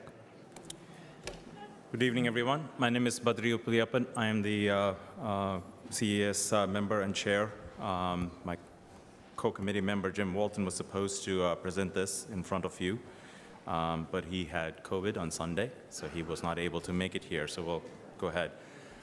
Just a quick recap. Our committee was established October of 21, pursuant to the June 2021 town vote to authorize the Select Board to appoint a committee towards recommendations for net zero strategy, and we recognize that net zero 2050 was something that we wanted to aspire towards and reach towards that. So that is open. Our key pillars of action very much mirror what the MAPC, the Metropolitan Area Planning Commission's recommended strategies are, and very much mirrored on the state general strategies. It's clean energy adoption, reducing building emissions, transportation emissions, and using zoning to improve sustainable development as the key pillars of actions. Several of the sub-bullets are impacted or assisted by the adoption of, or if the town votes to adopt this today, and we'll walk through some impact points here. Just a brief timeline, Chelmsford adopted and was one of the first communities to adopt the green communities back in 2009-10. We became active on January 1, 2011. We're now in the, which automatically also meant that we adopted the stretch code. It has been in effect now for give or take, what, 12, 13 years. We're in the 10th edition of the stretch code, which will be in full effect in 2024. And if the town votes today, we will be adopting a higher or add-on level, which is minimally differentiated for new construction alone. And that would be the article that we'll discuss. Why should we be adopting the specialized energy code? I'll give you the big background of where things are. Building emissions contribute one of the biggest, in Chelmsford at least, the contribution for the greenhouse gas emissions. State has a goal of electrification for all buildings by 95%, not all, sorry. That's a goal. Whether we reach there is a different matter. And this adoption assists Chelmsford in moving the needle just a tiny bit. You will have arguments against it, I know that, but we'll discuss that. What's the action in the policy that this does is to encourage electrification readiness or electrification without removing the fossil fuel option for new constructions, and just to provide for a little bit of renewable energy to compensate for the fossil fuel usage. The benefits are obviously for consumer protection for future, while improving and providing flexibility now, improving the position of Chelmsford for eligibility in related state grants. We'll talk about that in the following slides. It signals demand and support for clean technology and workforce. It also builds on Chelmsford's stellar credentials of being a leading sustainability advocate, and which we adopted in Resolution 2021 as well as in the green communities. Who does it affect? A very small number of new construction overall. I'll go into the very quick details of this. There are 3 pathways for any building to achieve all electric, mixed fuels, or passive house. For residential, we'll just focus on what are the most important ones. If you choose to do all electric constructions based on DOER estimates and available incentives, it's the cheapest option today available for buildings that pull permits after July 1, 2024. If you want to have natural gas, I do too for certain things, mixed fuel homes less than 4,000 square foot under the new code of specialized. The only additions are for small homes, which is under 4,000, would be you have to have pre-wiring of the locations where the appliances that use fossil fuel are, and then if it's and solar photovoltaic on the roof. There are some exceptions available, and it's a minimum sized system. Mixed fuel homes for greater than 4,000 square foot. It's a little bit more stringent code to achieve. You would have to reach a HERS rating 0, which is usually through a combination of solar PV anyways, and pre-wiring for electrification. If you have a multifamily 12,000 square foot residential, which is usually about three floors or something lower, basically, you have a passive house pathway, pre-wiring required for the equipment using mixed fuel. There are significant incentives for that too. We'll talk about that if there are questions. For new commercial, essentially again, it's a existing pathway, whatever is in the code. Pre-wiring required for electrification of appropriate equipment, which is heating and cooling, drying, and of those kinds of things. And on an on-site solar requirement, you have to reach the specified numbers pretty much listed there for new commercial. We talked about grant opportunities. On the left side of the screen here on the chart is Climate Leaders Design, Conceptual Design. It's no more conceptual. It's been released as of last night. The key requirement that Chelmsford is awaiting is the opt-in specialized stretch code. That is the last bullet on the left side, the key requirements. Chelmsford actually complies to all the other criteria, so we are very well positioned to be in the Climate Leaders program if adopted tonight. And we are actually demonstrating many of the activities in the energy leadership categories, essentially. It does allow us to position us to a lot of different funding opportunities for municipal operations, for greening further municipal operations, and or providing incentives. You will see on the right side municipalities that have already adopted. Chelmsford, I put October 16th, well, it's 18th. Carlisle on October 16th adopted it. I'm also told there are Weston and a couple of other towns, Medfield also coming up in November in the list. So we will be the 22nd town, if my math is correct, if we adopt it tonight, which will put us in the top 7 or 8% of the towns. Here's a potential ask. If we were eligible based on the vote tonight, we will go, under the Climate Leader program, we'll ask for some help and grant money for a heat coach, a building efficiency clean energy supply coach, so to speak, to help town formulate bulk buying, very similar to what we did 10 years ago, like Solarize Chelmsford. With Carlisle, we would do something very similar along with heat pumps, making sure that there is support from somebody who is knowledgeable, independent of what the various vendors are pushing for at some point here. As MassSave has provided significant incentives for heat pump, and the state goals are in there. After the adoption, remember, this is only for new construction. If it's building needs to be pre-wired to accept equivalent electrical appliances for where those are fossil fuels.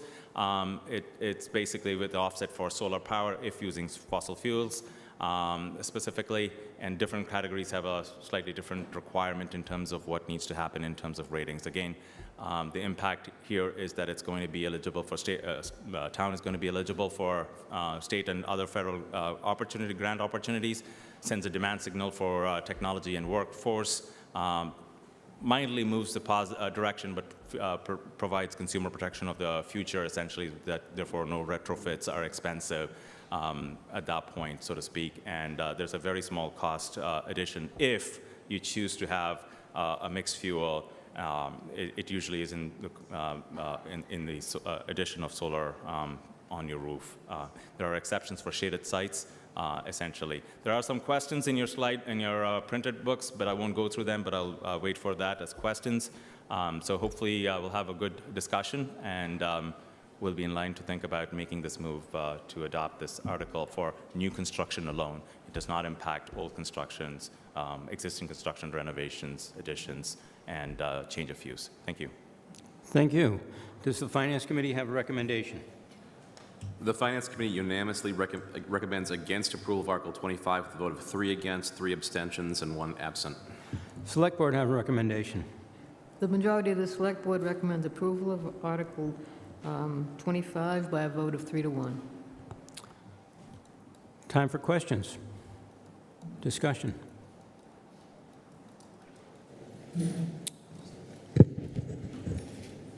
Dear committee reps, don't let the state or the town, or anyone for that matter, tell you what appliance you can have in your home or what you can heat your home with. If they take away your choices, you're setting yourself up to be taken over by a monopoly. Choices means competition. Competition means lower prices. A one product only provided by one company only is a monopoly. And once a monopoly has hold of you, there is no more competition. The prices go up, way up. They can charge whatever they see fit, and you have no recourse because there is nowhere else to go to get the services that you need. Do not pass Article 25. Choices are a good thing. Competition is a good thing. Only one product and one company providing the services for that product is a very bad thing. In the Constitution it says, all persons are born free to have certain inalienable rights, which include the right of pursuing life's basic necessities, of enjoying and defending their lives and liberties, of acquiring possessions and possessing and protecting property, and of seeking their safety, health, and happiness in all lawful ways. According to the Constitution, we have a right to be free, to choose our own ways of living. Please vote down this article. Thank you. Thank you. Can you please repeat your name for the... Sure. My name is Doreen Deschler, Precinct 9. Thank you. Hi, Sue Carter, Precinct 11. So if we adopted this new stretch code, I put an addition on my house, and one of the key things with that was I have a generator, and that generator gets used for 3 to 5 days almost every year. This summer, I had my 3 days out. Does this preclude a natural gas automatic switch generator? No, it does not preclude. You're allowed to have backup fossil fuel-based generators in the house. Good. And when I put my addition on, I have a mini split, and I also have a gas fireplace, so I've got mixed fuels there.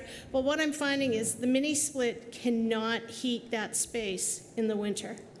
And that is my concern about going all electric, is these sources don't work well when we are below 30 degrees. And we're forcing any new construction to use some of the heat air exchangers or run their house off of electric. Well, that sounds great till we have a power outage. So my question is, it doesn't apply to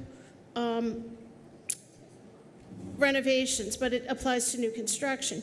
Are we forcing somebody new to get essentially a mini split that may or may not work well in our climate? This one does not. So there are a few answers that I'll give. Number one, mini split technologies, I don't know which ones you have right now. There is extreme cold package options that go up to minus 12 degree Fahrenheit, if I'm not mistaken, number one. Additionally, number two, Department of Energy launched in 2021 a cold climate heat pump challenge, on which I believe 7 different vendors or 8 different vendors are participating with commercialization of technologies for up to minus 12 degree Fahrenheit to come out in 2024. The codes in 2024 July are extremely tight in terms of a tighter building compared to what we have as an older home. So I could not necessarily see where each person's cold sensitivity perspective is, but a brand new home is going to be much more tighter and much more efficient in retaining heat and being able to get the requisite comfort level. Additionally, this does not preclude in any manner the use of backup auxiliary heat using natural gas, hybrid heat, if you choose to have that additionally. Point number 4, from a new construction, as I've addressed, and obviously this does not apply, this code does not apply necessarily to any existing building additions, renovations, and changes of use which fall under the stretch code. Okay, thank you. Thank you very much. Thank you. Sam Bolton, Precinct 4. Question to the presenter. Thank you very much for all your hard work. Can you tell me what provisions there may be in the future to, if not reward, at least reduce the cost of those of us in the 80s who converted their homes to all electric and got rid of fossil fuels? My electric bill in the winter is approximately $1,600 a month. Yikes. We have a gold medallion in the living room that the electric company gave us when that conversion was done. And for 10 years, we had a special rate, the electric heat rate. That was eliminated. We now pay the same rate as people that don't have all electric. And every month, National Grid, bless their United Kingdom heart, with our electric bill, tells us that we're using 180% more electricity than our neighbors, Okay. and that we should conserve. Now, Mr. Polton, My question is, I thought you asked your question. how do we know that all the technologies you're putting into these new building codes won't go the way of my all-electric house? Mr. Moderator, through you to the prior speaker, I'll address a few points here. In terms of what the technology can or cannot do in the future, obviously, I cannot speak how it go. Right now, all I can speak to is heat pump technology that is being demonstrated right now. MassSave does give you, and I believe in the 1980s, if I'm understanding history correctly or I have anecdotally heard from people, is electric resistance heating. And that's a 1:1 ratio of 1 kilowatt in, 1 kilowatt out usage, basically. Modern heat pump technology runs, depending on outside temperature, anywhere between 2.5, 3 coefficient of performance, which is 1 kilowatt hour in, to 3 kilowatt equivalent out, to extreme cold temperatures at about 1.5 to 1.8. The heating degree days numbers are very small. They're fairly efficient in that, and if you, I don't know what kind of system you have, whether it's a forced hot air electric resistance or a baseboard system, there are available new technologies, $15,000 for existing homes to convert, and that's one of the asks of a clean heat coach that or person that we would make off, to be able to work with people like you to figure out what the best options are, to make you aware and put together programs that will allow for more rebates or group bulk buying opportunities, right, so to speak, so that we can do that and to represent even potentially. The committee is always looking at what's available state-of-the-art technology and trying to make things. So there is an ongoing MassSave program that we have launched this fall, working with town manager, and those letters should have gone out, and MassSave is probably doing audits around the performance contractor, I think it's Homeworks, is going around and may offer you the suggestion of selecting a technology like heat pump. Still a quick question. The way I understood your answer, please correct me if I'm wrong. The equipment that was installed by the electric company is wrong because it's a 1-to-1, and I understand what the induction as opposed to heat pumps and everything else. In order for us to convert, do you have another way for 14 rooms to be heated with splits, et cetera, et cetera? We would need eight splits in our home. Is there a program to help us? I can't find any program where I wouldn't need to spend a lot of money and have a recovery period. So my initial question was, and I don't think I got an answer, what prevents, should we pass all of this and put these restrictions and go green, what safeguard is it for those people that do that and then find that the technology changed, and just like my technology, and that's no longer the way to go? So remember, this specialized code still allows you to choose fossil fuel-based heating system. It does not take away anything. It does not take away anything. In fact, all it asks for new construction, when the roof is new, when the roof is ready, essentially to put a small enough solar panel system that provides electricity to you right now. And so it actually offsets your electricity. All it asks you is to wire. If you're a new construction, you buy it, in 20 years you move out, and things have changed, a new buyer comes along and says, I want to replace this with an electrical equivalent appliance, they have a wiring available that they don't have to retrofit then and tear it down and do something about that. So that's the protection basically that is being provided at that code level. That is all that I can answer in terms of where it is. In terms of a specific, whether or not, there are programs I don't know if it has to be 8 split units or how your house is configured right now from a retrofit perspective, but we'll have to take that into account and see what the best pathway for you is, and even look at other opportunities of representation for people who cannot be accommodated in the so-called, I'm not making a judgment here, but in the low to moderate income category to see what other options are available to help them continue to move in this direction. I appreciate your answer. Last question. Please. Will these new regulations, should we adopt them, make new construction less expensive or more expensive for people that need, obviously we have a shortage of housing, so will this make building new homes more expensive or less expensive? Less expensive if it's an all-electric home right now with the code and the grants that are available.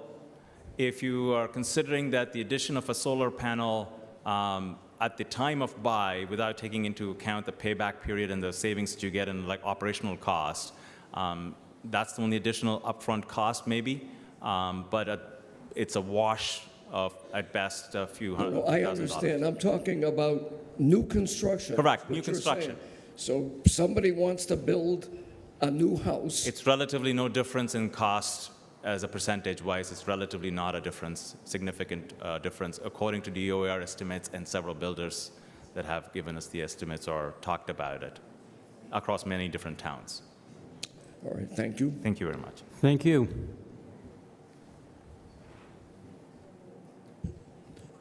Tom Fall, Precinct 7. Is there anything in this program that would help people that have already done the right thing? Somebody already put, say, solar panels on their house. Is there any program or part of the program that would give them a rebate or anything like that? If you have already done the, this is all for new, the specialized energy code is only for new construction. If you have already done the right thing, the assumption is you've already gotten the appropriate tax rebate, maybe the smart choice credits that the utility pays for you for producing a certain amount of electricity, net metering, and things of that nature. So those benefits are already accruing to you, and you have paid off the initial investment and are enjoying some of the free electricity that you're getting, especially from the solar that you have installed very specifically. There may be some federal IRS things about when and what you have installed in the last year or two, but I'm neither a certified tax consultant or know much about that, in the sense that I cannot advise to the nitty-gritty of it. But those are the only things available for existing people. If you were to do upgrades to homes, then according to what is balance available in the system, you may be able to add more solar at this time, depending on when you put your solar. Essentially, that's as an additional possibility that you can up your solar investment. Okay. Start the clock, please. This is in my mind, is a very tough decision. I hear what the previous speaker said, and I totally agree. But yet then I look at what's going on in the environment, and they say we have to stop kicking the can down the road. Is it going to be less expensive? I doubt it. I think in the long run, it's going to be more expensive to the people. But that's a choice we have to make. We have to make the choice of, are we willing to pay a little bit more money and hopefully save this environment?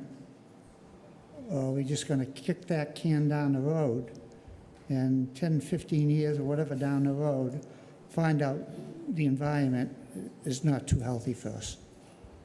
I guess that's one of the reasons why we're here. Thank you. Thank you. Thank you. Glenn Thorin, Precinct 7. Badri, did your committee look at how many years it takes to recover the cost of putting in a solar panel array on a house? Yes. Well,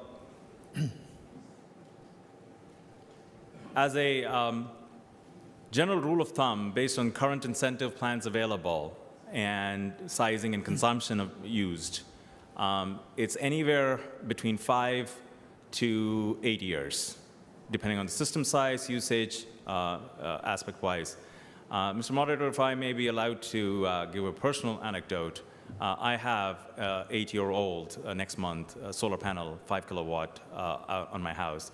I have not paid any electricity bill in the last 7.5 years. I'm fully paid off. I have a little small bank account with National Grid at this particular point. So I haven't seen electricity bill. 5 kilowatts, you said? 5 kilowatt DC system, I produce about 6,000 kilowatt hours a year. I use about 4,900 to 5,300. So putting solar panels on a house does cost more, but you're saying eventually you'll get your money back. Yes, with a lifetime of about anywhere 20 plus years, I'm hoping to enjoy free electricity for that segment that I have put in for another 12 years to 15 years plus. And is there any cost? Do they guarantee that your roof won't leak when you put the solar panels on? Is there any cost or any experience on repairing solar panels? In general, when installed appropriate to the roofing instructions, we have not heard anywhere, and I asked around a couple of other townspeople as such, nobody has generally heard of any statistically significant issues in roofs. I did re-roof my house before I put the solar panel because it was approaching about 15 years, so I decided to pull the trigger 5 years ahead of time. This is why in this particular case on a new roof, the installation is better coordinated and put right off bat, and that's the reason where this technology allows you to recoup or benefit from the choice here. You may start the clock. I'd like everybody in town meeting to consider, the importance of generating electricity other ways, whether it's windmills that don't look terrible on the horizon if such exist, or putting solar panel arrays in open fields next to the highway. These are all good things. But when the government begins to tell you what you have to do in your homes, that's a different situation. I like gas cooking. Electric cooking is not the same as gas cooking. That's a simple example.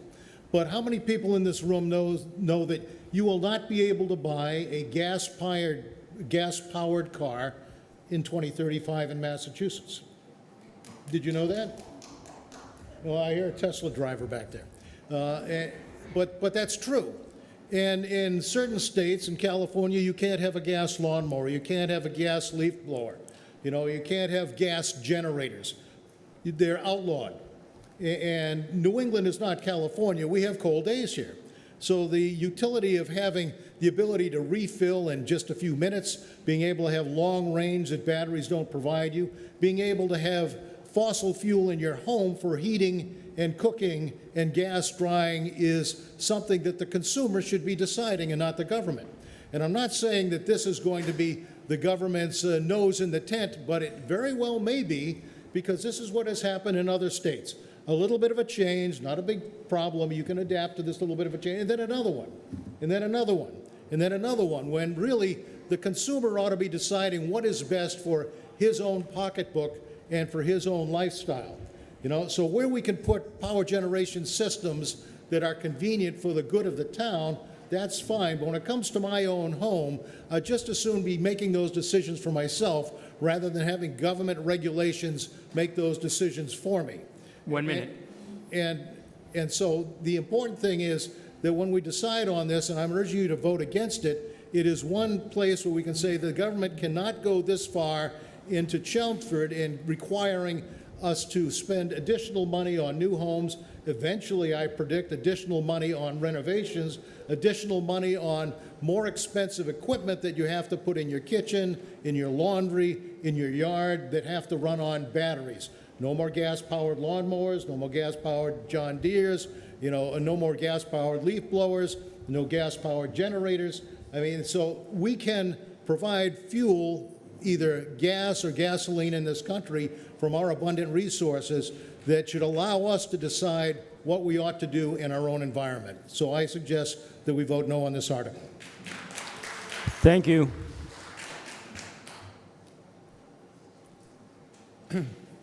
I'm Bern Kosicki, 24 Garrison Road. I want to point out what I think is the primary part of this specialized code. The most important part is the energy efficiency requirements on new construction. We saw that for residential buildings, that small residential buildings under 4,000 square feet, there's no change from the stretch code, but there's significant increase in efficiency for larger buildings. This is the time when you're building a new construction, that's the best time to make sure that your building is energy efficient. An earlier speaker talked about problems with electricity costs, and the electricity costs are high in our state. The way to get around that is to have an efficient buildings to start with. The passive house requirement for the largest size residential buildings means that you need almost no heat or no cooling energy to keep your house at the proper temperature. And that's very important, I think. The second thing is that this code does place a requirement on gas and oil, new construction for gas and oil, to have solar. I should point out that the reason for that is because solar acts as an offset for the damages that gas and oil are known to provide. Now, several speakers talked about the importance of free market, and I'm a big fan of free market. I believe in it. But almost universally, economists have said that climate change is a failure in the free market economy. 1 minute, sir. Beg your pardon? 1 minute. Okay. Finally, low moderate income residents should benefit from this housing because the new housing building requirements are much more energy efficient. Residents should enjoy greatly reduced heating and cooling costs.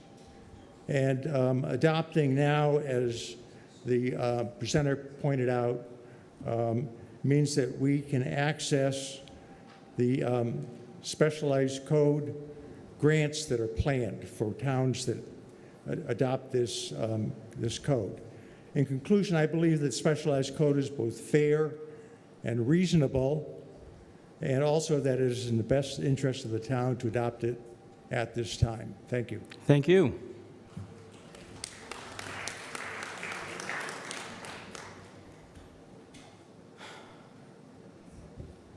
Hi, Joanne Anderson, Precinct 6.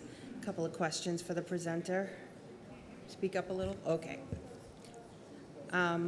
Sorry. A couple questions. I am looking at the National Grid plans for capacity. Yes. I haven't heard anybody speak of that yet. And I did read an email that said as far as they knew, Chelmsford and Massachusetts were okay in that respect. Is that still accurate, I assume? Yes, I can clarify or give further details if you like. Okay. And do you know if, I know Mass Save, I did get that letter. I've had Mass Save to my house multiple times. They give me light bulbs and low flow showers. They really don't offer me anything that I find useful at this point.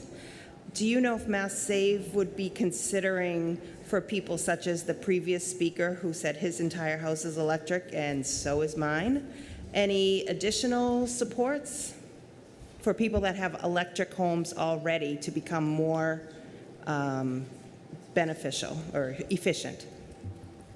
Right. So with respect to Mass Save on electric, I'm assuming your electric system, heating system, is one of an older type, which is the resistance heat. Yep. Heat pump technology is offered as a replacement. I will have to look at the specific whether or not electric resistance to heat pump technology is incentivized and subsidized or rebated. I will take that action item for the committee, because as we talked about with the clean heat technology, that is one of the other areas. If you have had Mass Save come in, and if they have they've not thought about this, we will take that up as a separate action to make sure, because this is one of the things we will do with a coach and others who can figure out and advocate for changes, because you should benefit from the newer advanced technology, which should cut a significant amount of your electricity bill, depending on how your home is configured. Thank you. I appreciate that. And on the new construction, for example, about 5 years ago, like I said, my house is all electric. I joined a solar farm that was built in the middle of the state somewhere in some field. And I don't see any options here where a builder could say, okay, rather than put the wiring for the solar on their roof, if I build these 5 houses, can I hook them up to the solar farm instead? Because I didn't want solar on my roof, but I wanted to save money on my electricity, and this was a way for me to do that.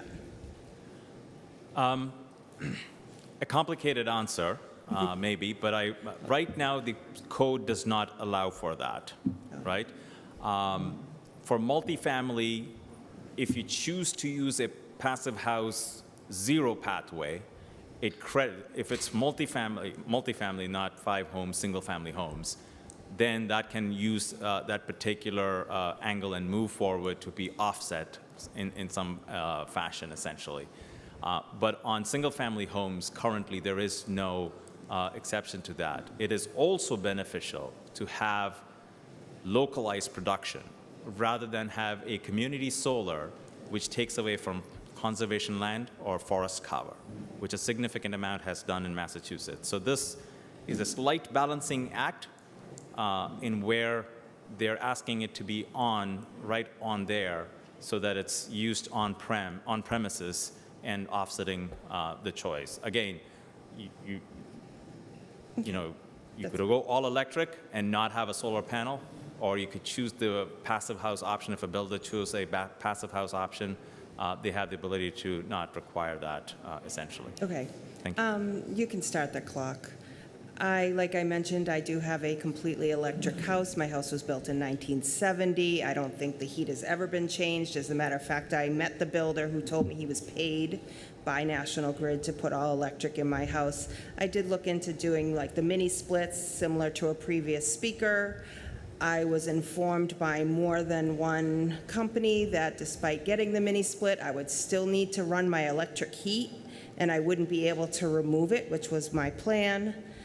I understand that this is completely on new construction and not on my house, but I think there was some small print in there that said maybe in the future things would change.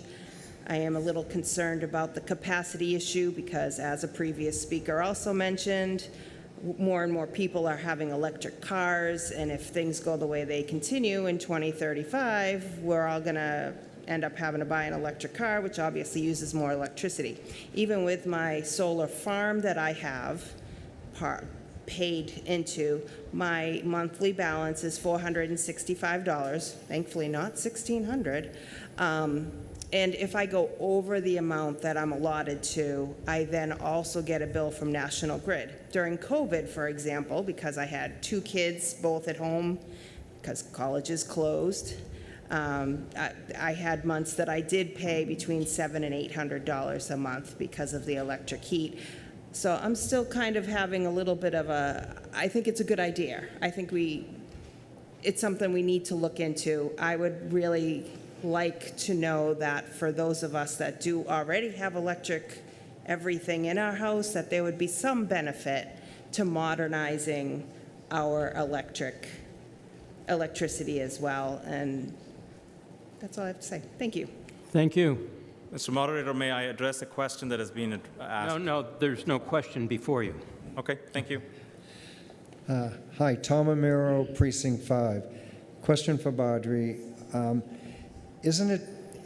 Can't you have the on-site solar be ground-mounted and not just rooftop? Yes, you can have it ground-mounted. All right, thank you. All right, you can start the clock. This year, the heat waves, wildfires, flooding and droughts showed climate change is getting worse. We know climate change is fueled by burning fossil fuels. Our town and our state realize and have plans to reduce greenhouse gas emissions to net zero by 2050. Retrofitting our houses and buildings to transition off fossil fuels is hard. The first step is to make them use less energy. The second step is to replace fossil fuel equipment near end of life with electrical equivalents. New construction is much easier. Don't install equipment that will burn fossil fuels into the next 15 to 20 years, adding to planet warming emissions. If one chooses to burn fossil fuels in their brand new house, it compromises everybody's safety. It is not too much to ask that they compensate for it by wiring the house to support future electrification and installing on-site solar to offset their emissions with clean energy. Some may argue that we can't force on-site solar by regulation, but codes are for our own good. We have a new fire safety code that requires a 3-foot pathway around rooftop solar panels that greatly reduces the number of panels. So should I complain about that? No. The viability of solar should not be in question. All the panels on Chelmsford schools, municipal buildings, and even this senior center attest to that. I have 27 panels on my roof, and they have given me nothing but clean electricity. The objections to solar pale in comparison to its benefits, especially with new construction. It gives opportunity to design an optimal roof, unobstructed and facing towards the sun. 1 minute. Directly reduces electric bills, increases homeowners' energy independence when paired with backup batteries. More distributed generation of clean electricity on individual houses means less demand on the grid. Compare this benign on-site solar requirement with having to allow fracking in your backyard if you choose to continue to burn fossil fuels. Resistance to Article 25 may be based on complicity. Many of us are still using fossil fuels, but we started before we knew about it or believed in their true harm. But we know now. So start freeing us from fossil fuels by voting yes on Article 25 and start freeing yourself. Thank you. Thank you.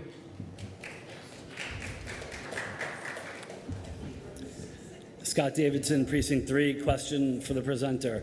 Could you go back to, I think it's one of your first slides that states the purpose of the bylaw?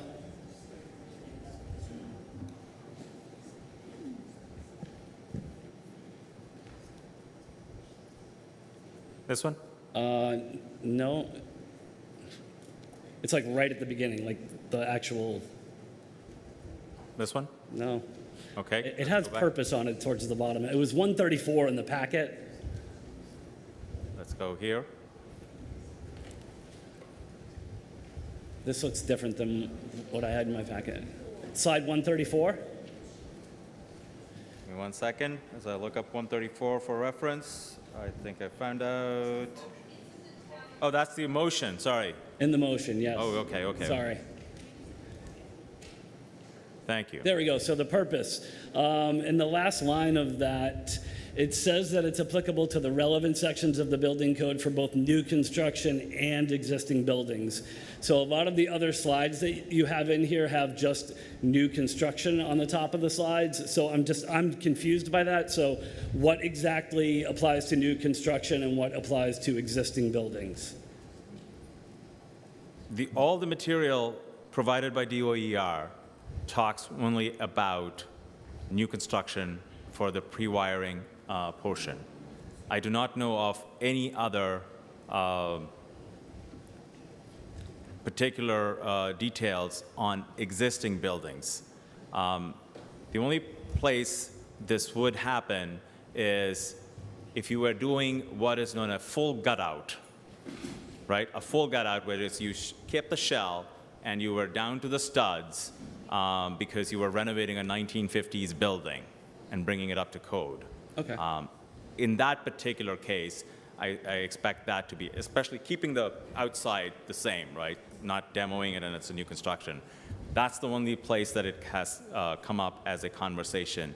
In all conversations with DOER, other places that have counseled and discussed with different entities that have adopted this and have passed this, in multiple towns have said, this does not affect, and the DOER we spoke with has confirmed that it does not affect additions, modifications, renovations, and change of use, because that falls under the existing code, essentially. So just to clarify that, that's the only other condition that I can think of as existing buildings. But other than that, there is none that we have been provided on any slideware on MassGov or any of the particulars. Okay, thank you. Also, in your committee's discussions when you were preparing this article and the presentation, I assume you discussed some of the drawbacks that other previous speakers have brought up. Would you care to address anything that anybody's brought up that may be seen as a negative aspect of this article? There was a question. Okay, hold on. Are you asking him to repeat an answer that he previously gave? No, I'm asking him to address concerns that other residents brought up while I was in line. So I'm asking him if That were not questions. Right, so I'm asking him... Okay, I just want clarification. Yeah, would you like to address them? Thank you very much. We talked about national grid capacity as one big item, right? There are 2 or 3 different ways or items to think about.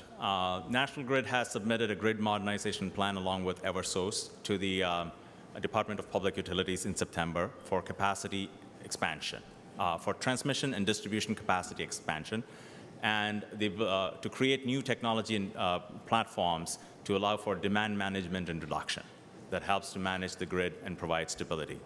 According to the plan, they are expecting through 2035 to be able to support an additional 750,000 heat pumps and about 1 million cars in the network, essentially. That's answer one, essentially. Eversource has done something very similar in the grid capacity.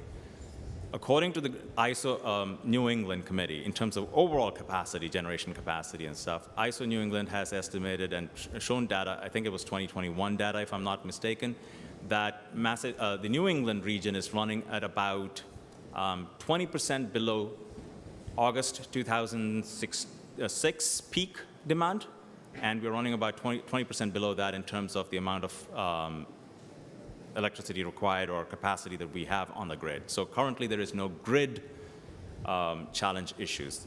We have previously heard from another resident at this point about having talked to National Grid.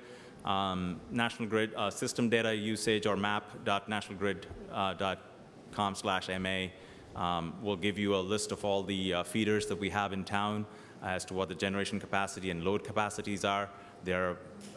Most of them are below 70% or even 50%. Most of the town is actually below 50% in distribution capacity, essentially. We also discussed and thought about why rooftop would be beneficial. This is a comment that I made earlier, but re-emphasizing this. And it's also added here in the last but few slides where we talked about Mass Audubon and Harvard Forest, talking about community solar and farms coming up, destroying virgin forest areas in the last 10 years plus. And therefore, they're advocating for policy changes to help build and incentivize more rooftop solar, which actually brings down peak usages and other concerns around that. In terms of technology, I've addressed and pointed out that DOE, Department of Energy, has clearly outlined a challenge, and there are about 7 or 8 different named brands, particularly. There was a question, we did discuss this in terms of supply. Okay, now please. Please. Okay. You're now repeating stuff that you previously said, and we really, look at how many people are lined up. Let's just deal with new stuff that hasn't been said, and I'm listening to you very carefully. So please. Thank you, Mr. Moderator. Just one point alone on this. When a previous speaker talked about supply choice, we do have a choice of electricity supplier in town. So just to clarify, we are not tied to a single supplier. We choose our supplier. In fact, we go between different suppliers in our community choice program. Thank you. Thank you. You can start the clock. So this is a tough one. I truly see both sides of this issue, and I don't think there's a wrong way to vote on this one. I will say this as to how I make my decisions a lot of times at town meeting. When a financial article comes before us, I listen very carefully to what the Finance Council has to say. And when a zoning article comes before us, I listen very carefully to what the Planning Board has to say. This is a sustainability article, so I listen very carefully to what our Sustainability Committee has to say. As for people who have addressed the government coming into our houses and telling us what to do, when my house was built, the government told the builders not to use asbestos in the insulation and not to use lead paint in the paint in the walls, and I'm pretty happy that they did that. So I will say this, I think the ultimate decision here comes down to, and like I said, I don't think there's a right way or a wrong way. It comes down to whether you're talking about a short-term cost or a long-term cost. If you don't like short-term costs, then vote no. If you don't like long-term costs, then vote yes. Thank you. Thank you. Good evening, Aaron Cunningham, Precinct 9. Couple quick questions. I got a call and a couple conversations from people this town meeting. I had a lot of calls, actually.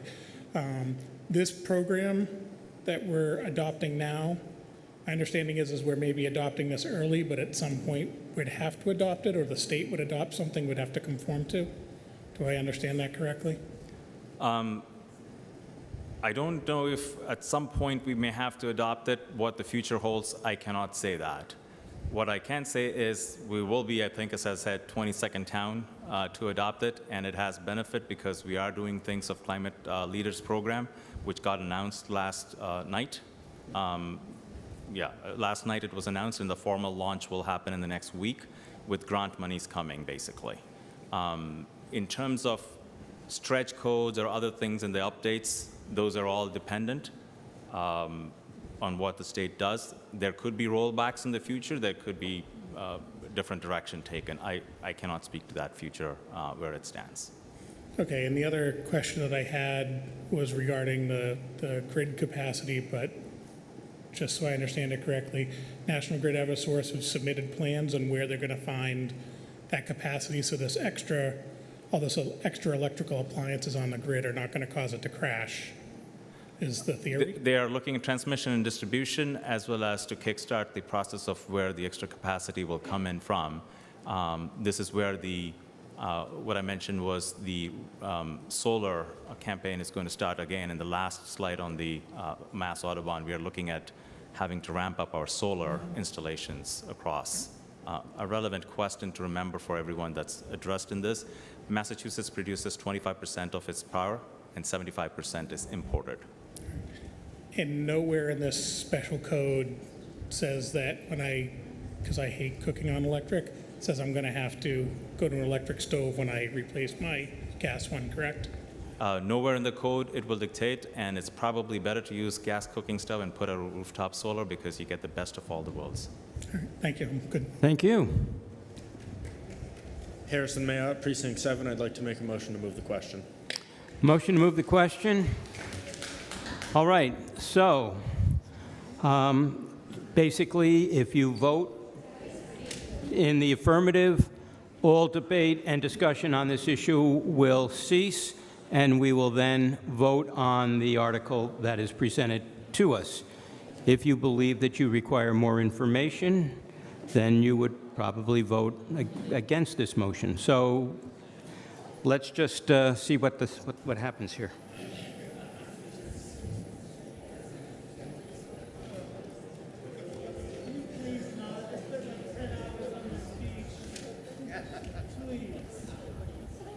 Are you doing this?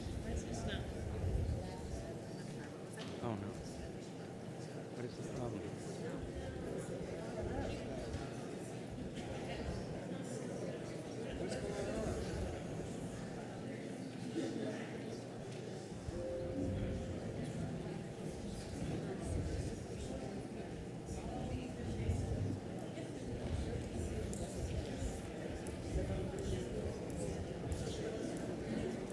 This doesn't look good.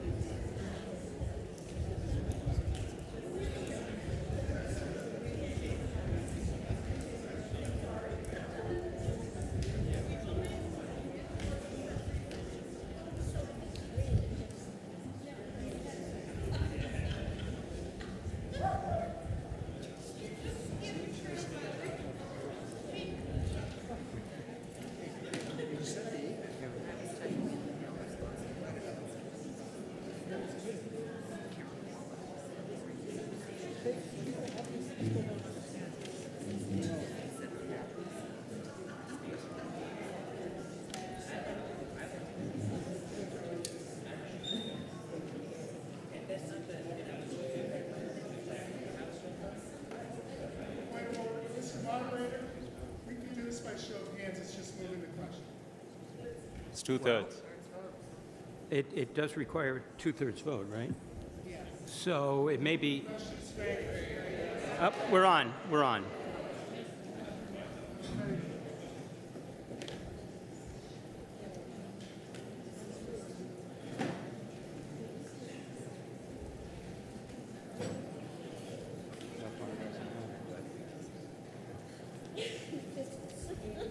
know.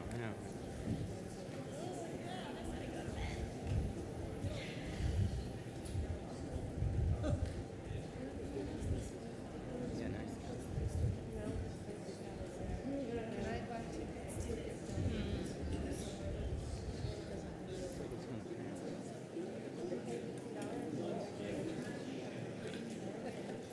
Be quick.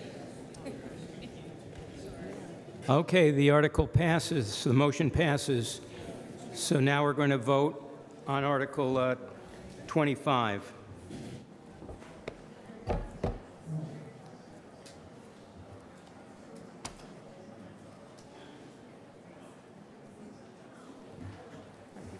We had a lot more questions. Need any more information?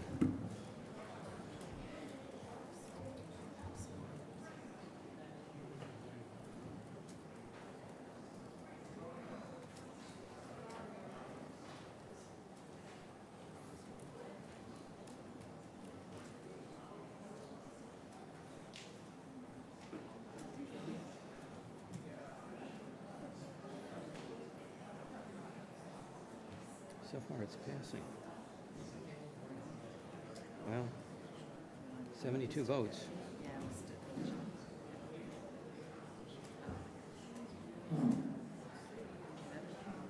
You never know. So far, it's... The article passes 58 in favor, 45 opposed, 1 abstention.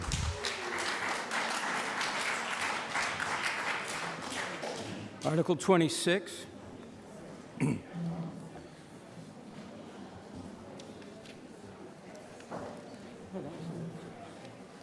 Mr. Moderator, now meeting members, Article 26 is a article pertaining to an easement at 9 Acton Road. Please, can we have some order?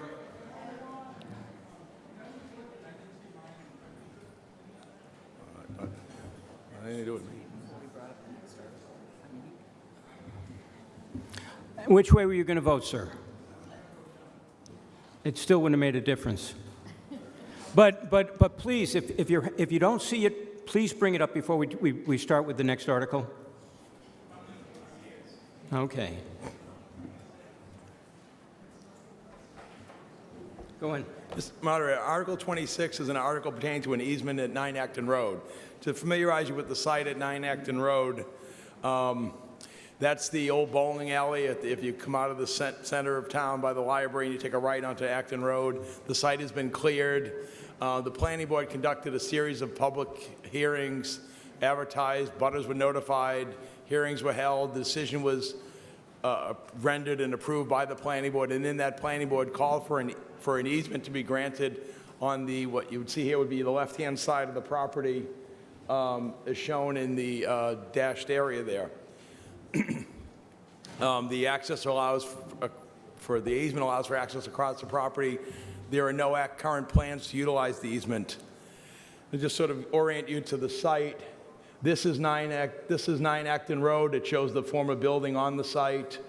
Here's if you were coming out of the center, the library, Acton Road. This is the site. It's now cleared, and the easement is over here to the left. This shows you in the green the boundary of the property. Back here is the brook. This is Grist Mill. This is the rail trail, and so forth. The outline in the green is the property that's under the legal ownership of the Grist Mill condominiums. You can see the property abuts here at 9 Acton Road, crosses across the brook to both sides of the property. This is the plan that shows the easement, again, that was submitted to the planning board as part of the plan approval for the site. Again, there's a stockade fence for the gutter that goes here, and then the easement goes along this side of the property. This project, they said, was approved by the planning board. The decision was filed after the appeal period, and the owner of the property, the applicant, submitted the decision to the clerk's office and filed the easement at the Registry of Deeds. Upon the receipt of the document, easement document, it was received back to the town. The Community Development Director, Evan Belansky, says the easement needs to be approved by town meeting. We checked with town council, and that's why the article is on the warrant this evening for the approval by town meeting of this easement at this location. Thank you, Mr. Moderator. Does the Finance Committee have a recommendation? A majority of the Finance Committee recommends approval of Article 26 with a vote of 4 in favor, 1 against, 1 abstention, and 1 absent. Does the Select Board have a recommendation? The Select Board unanimously recommends approval of Article 26 by a vote of 4 to 0. Does the Planning Board have a recommendation? The Planning Board recommends unanimously this adoption of the easement. Okay. Discussion. Donna Reddy, I am Precinct 8. I happen to live at the Grist Mill properties. I am the president of the Condo Association Board. So when I speak here today, I speak for all the people and the residents that live there. I had handed out to everyone a different kind of map that kind of mapped out everything that's out there. First, through to you, Mr. Moderator, to the speaker, I really would like to know what the purpose is for this easement. Through you, Mr. Moderator, I'm going to ask the Town Community Development Director, Evan Belansky, to explain the purpose of the easement. As I said, this is not a matter under my jurisdiction. This is a matter that was considered and decided upon by the Planning Board through a public hearing process. Good evening. So this dates back to the Center Village Master Plan from 2013, whereby that was the inception of the brick walk notion. Then at a following date, when the Village Center Overlay District zoning was adopted by town meeting, there was provisions within that zoning overlay that required all properties that have frontage or abut the brick walk or the brook, Beaver Brook, to participate in some way to advance the Center Village Master Planning brick walk concept. Properties had a variety of choices. They could provide easements. They could physically construct portions of a brick walk, such as what exists on Grist Mill 1. And for purposes of 9 Acton Road, the choice or the option that the developer presented to the Planning Board and the Planning Board agreed to was to provide an easement.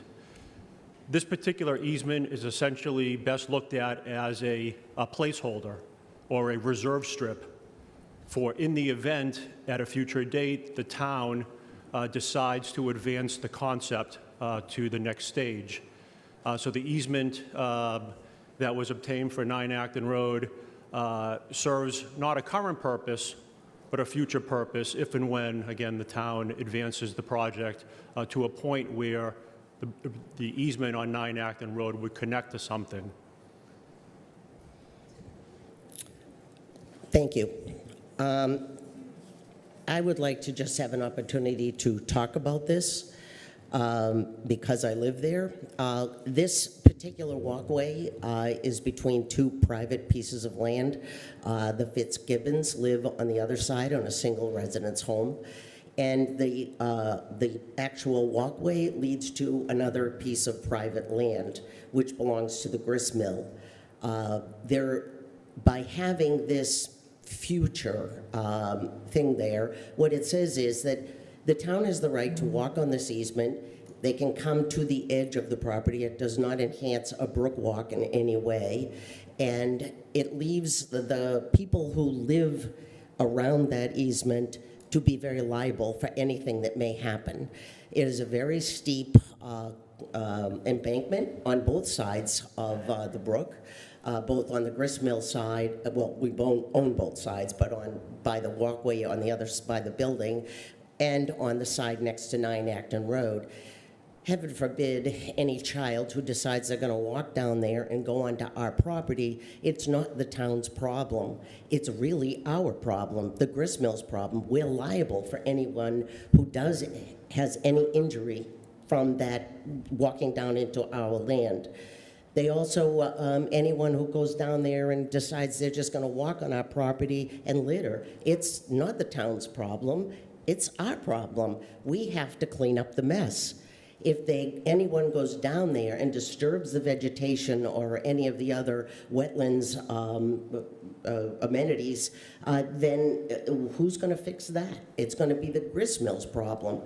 We already have a brook walk. It's lovely. It's on our side. And on the map that I passed out to people, the green line shows where you have a brook walk that's lovely on that side. I understand having a walkable community. I love it. I live in the center of town and I love walking everywhere.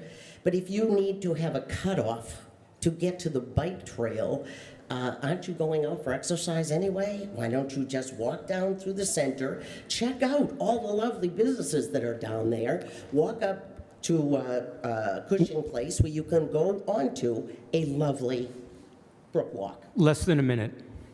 In closing, I'm asking people to keep in mind, how would you like it if it was your property and that suddenly the town decides that it's going to just grant an easement between two neighbors that would lead to your property? I think that no matter what was part of the things that go on with the center improvement, I don't think this is making any kind of improvement to the center, and I am asking you to vote no. Thank you. Matt Castle, Precinct 6. I am not a fan. You can start the clock. I'm not a fan of the town acquiring easements without an explicit purpose in town. We talk about, I've heard people earlier talk about the idea of, government coming in and telling us what to do and how we shouldn't allow that. This is a good example of where maybe we should respect the rights of private property owners, that we shouldn't just be taking land from private property owners by what is essentially eminent domain. It also reminds me of larger issues that I have seen in my short tenure as a town meeting member with our planning board and how we decide to give easements. And it's just completely inconsistent to me. I have seen the planning board grant exclusive easements to people who have built on town property in contravention of zoning policies. Then I've seen the town grant a non-exclusive easement to somebody who literally needed that easement to access their property after the town bought property there. I have this inconsistency in the fact that in this particular case, the town has no plan of what it wants to do with this easement, makes me feel like we should vote no against this. Thank you.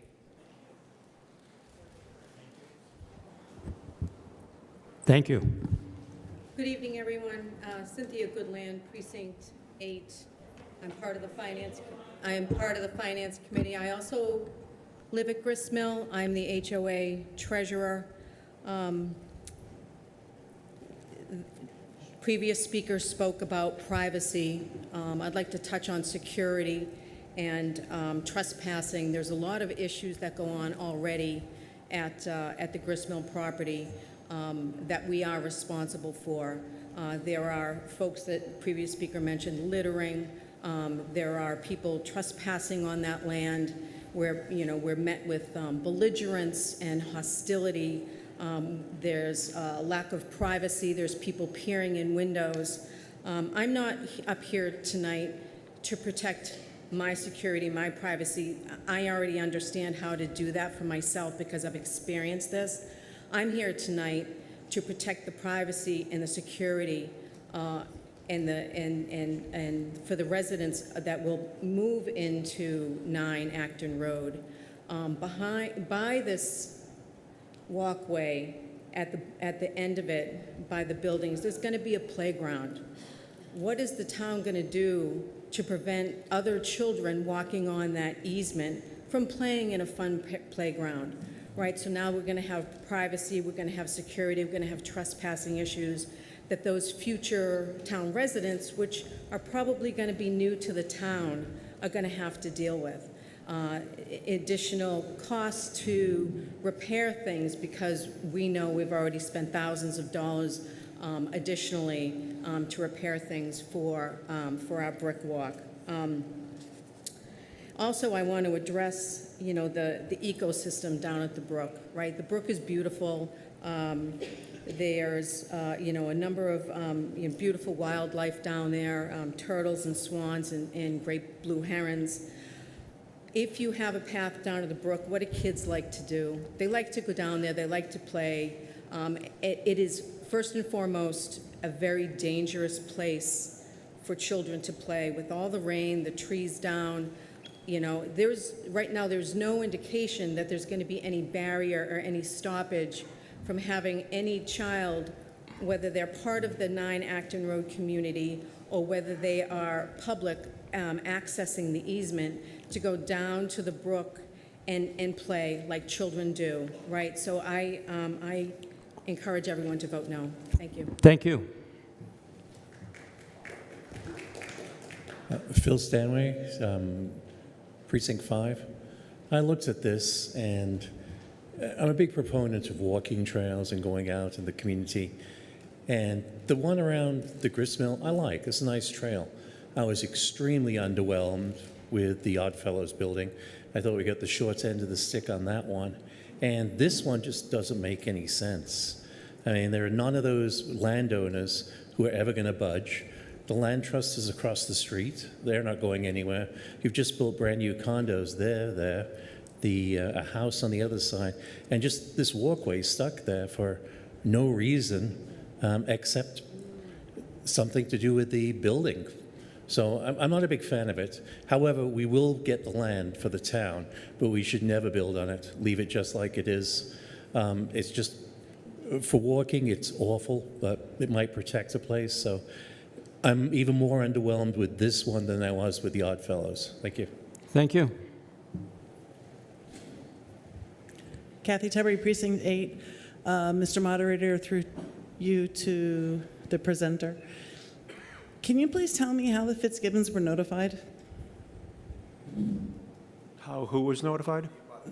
The abutters on the left that have sure. the pool in the backyard? As part of the 9 Acton Road Planning Board public hearing, all abutters within 300 feet were notified. The direct abutter to the left actively participated in the hearing. They were aware, and towards the end, they were agreeable, amenable to the plan that was being proposed. So I think they were well aware of what was on the plan. Some members of the land trust, I think, participated in some public hearings. But yeah, it ran a normal course like any other public hearing. Abutters within 300 feet were notified. Okay, so you can start the clock. The Fitzgibbons were not aware that there was going to be an easement next to them. Per discussions that we had with them, we sent the information to them because they hadn't been notified about that. They certainly were involved in the discussions on how tall the building was going to be because they're right next door. They were a 2-story and they didn't want a 5-story house next to them. They were not aware. They're not thrilled with this concept, and I personally would not want an easement that goes to nowhere being approved for no known purpose if it was my house. So I personally am against it, and I know that the abutters directly next to it are not thrilled with it either. No, obviously, nor are the ones behind it. So I would encourage everybody to vote no for this. Thank you. Thank you. I'm Helen Blasioli, Precinct 2. I'm going to look at this from a different aspect than the majority of you if you don't live in a condo. I am not in their condo, but I did go down and look at it. It scared the heck out of me. From being a prior claims adjuster, they've got liability that's up the yang-yang, and that condominium is never going to be able to afford the liability insurance going down the road if anything comes close to their property. It was a mess. I live in the village of Meadowwood, and people are in our place all the time. We've got private signs, we've got everything, and they say, it's a public road. Well, I just want you to know, we just spent close to $1 million to put a new road in, and the town didn't help us. So I would say, don't think that this is going to be an easy job for this condo, and I'd vote no.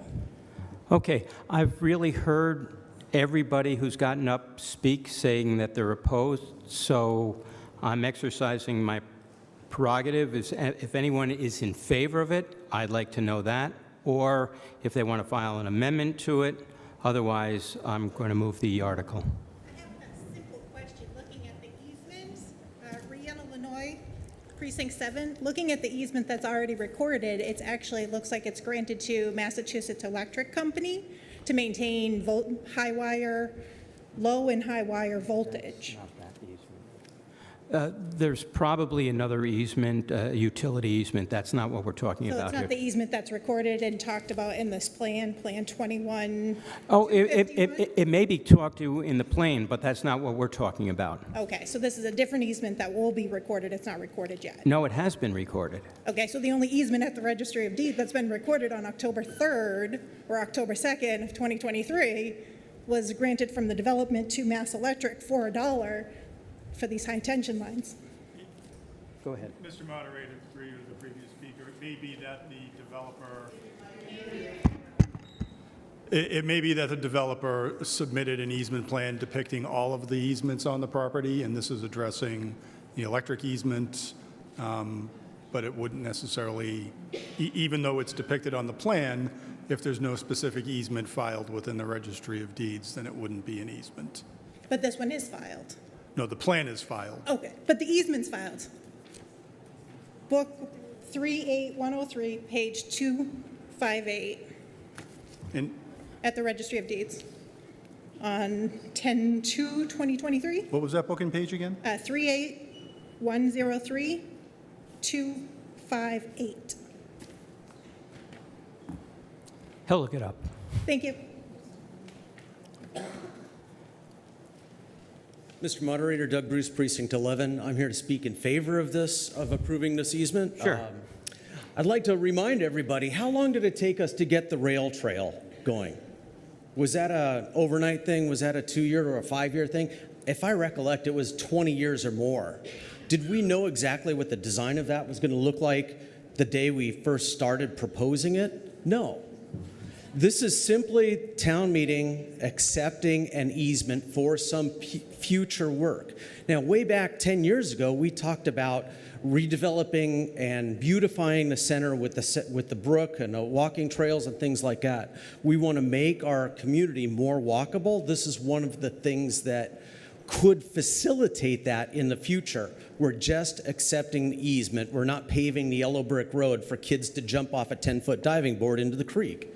That's not what we're talking about tonight. So I'm voting yes for this, and I'd urge everybody else that's been on the rail trail in the last few years to vote yes too. Thank you. Thank you. Have you had a chance to look at it? Okay, 1 second. Go ahead. So, Mr. Moderator, in answer to the previous question, the easement that's recorded at Book 38103, page 258, is to the Massachusetts Electric Company. It's not to the town of Chelmsford. So again,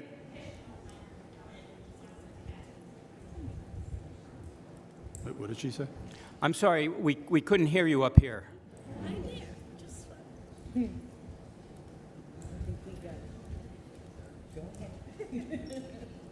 So there will be an additional easement recorded after this passes, If it passes. if it passes. Correct. Okay, thank you.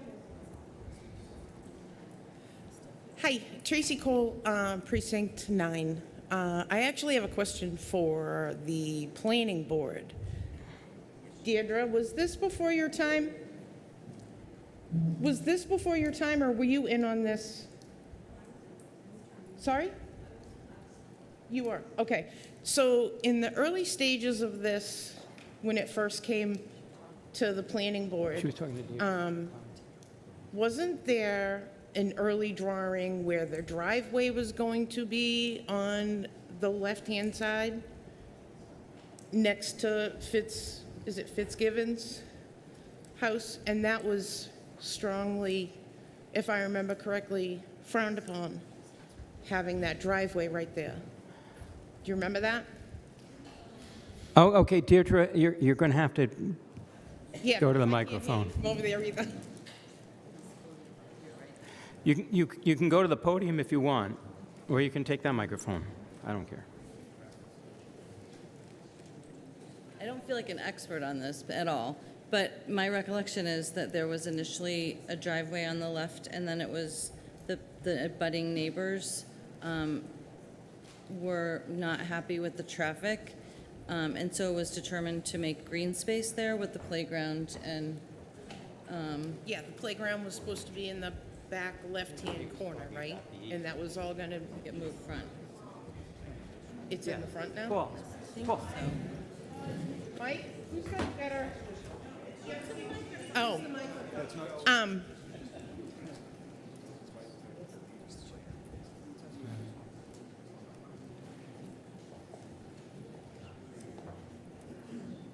I'm sorry.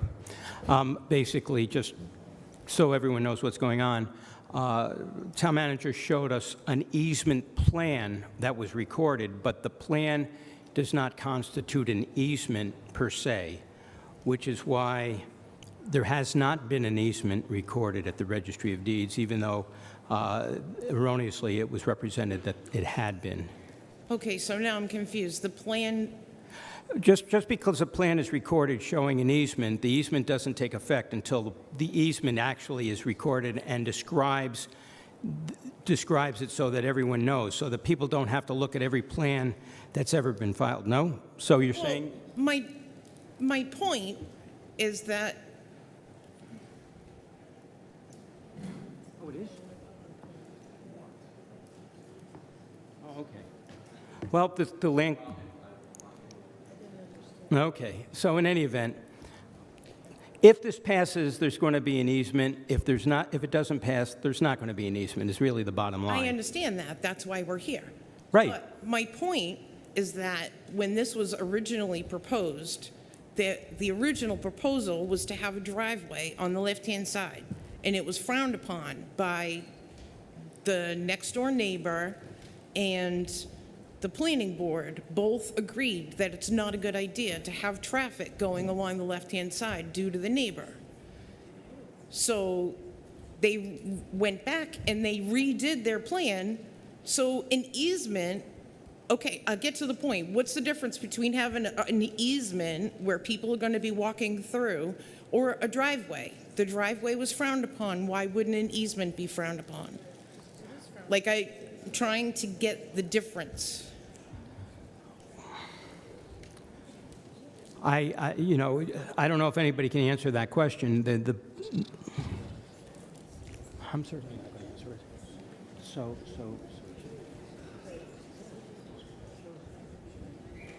I mean, I can't speak for individual planning board members, but there's a clear distinction between a driveway for vehicles and a pedestrian walkway. Right, a driveway would Yeah, I don't think that, driving down next I don't to think the this planning guy's board viewed them property as in the same cars. impact. And Hold on. One person speak at a time. Evan, go ahead. What's your question? a driveway people would be driving through in cars. And this easement is going to be a paved walkway for not only the people that live in the building, but the public, because it's going to be a public easement, to be walking down in foot traffic as opposed to car traffic. So if it was frowned upon as car traffic, I don't see why it wouldn't be frowned upon as foot traffic. All I can say is I don't think the planning board Just saw an it that way. observation for everybody to, Yeah. I know that Mike Walsh, a planning board member who was actively involved, is in line here. Hold on. Nancy, let Mike answer. Hi, Mike Walsh with the Planning Board. I wanted to answer her question, moderator, on the... Go ahead. The driveway was the original design that came forward, which was a multifamily, three-story building, correct me if I'm wrong, Evan, that had the parking going down below the facility on the neighbor's side, and then it had no green space. It was right up against the property line, and then it was going to turn under the building. That is not the building that's being built today. That was turned down by the planning board, and what's being built today is the 18 residential, is a totally different project than what she was talking about. And with this plan here, I don't believe, we never had parking on the left-hand side. And the Fitzgibbons, we were dealing with them all the way through the project, and I will confirm that easement was discussed, and that walkway was there, and the Fitzgibbons, they were at the meetings, and we made all the adjustments to the facility per their requests. Okay. So if there are any other questions regarding the planning board, I can try to answer them.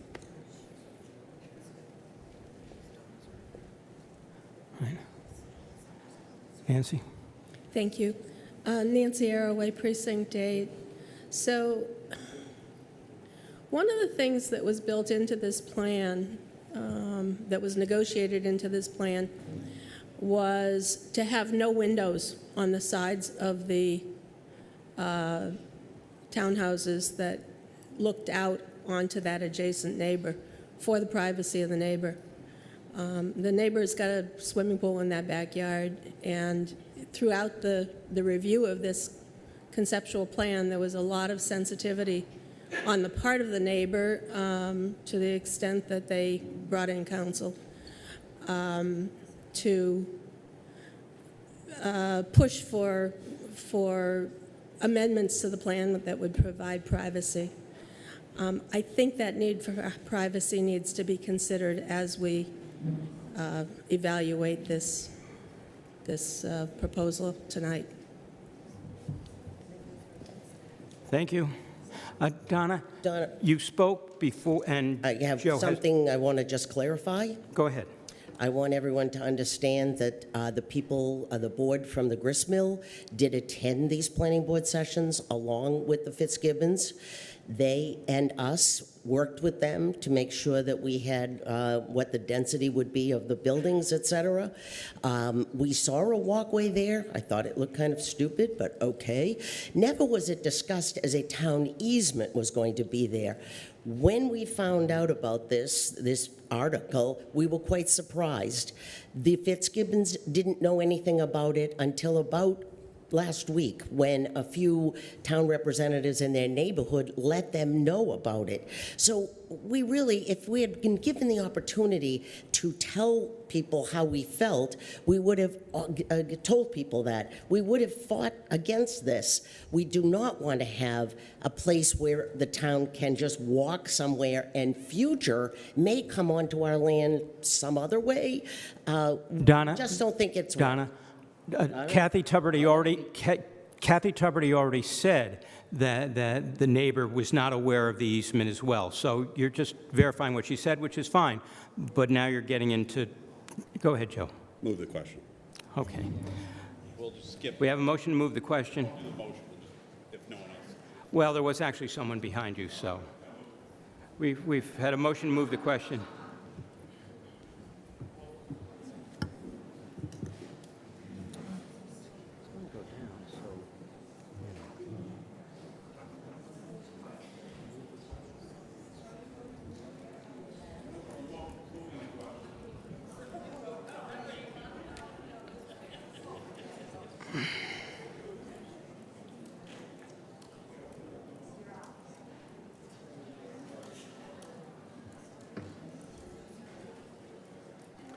So a yes vote is to terminate discussion and then just to move ahead to vote on the article itself. A no vote would be to continue discussion. Do we ever get to that?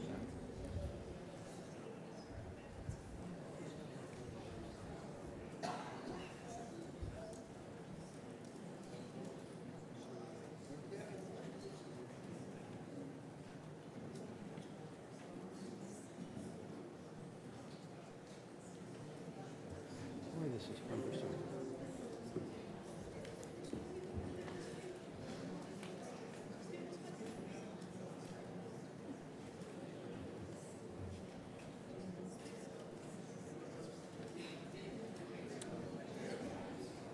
Okay.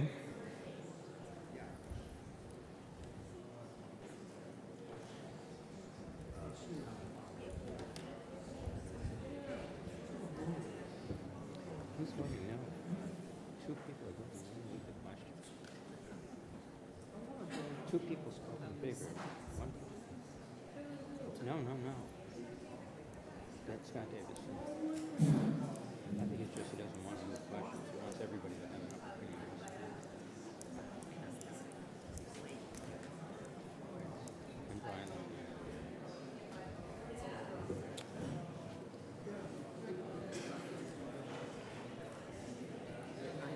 Logan. Okay, the motion passes 108 in favor, 4 opposed, no abstentions. So now we're going to be voting on Article 26.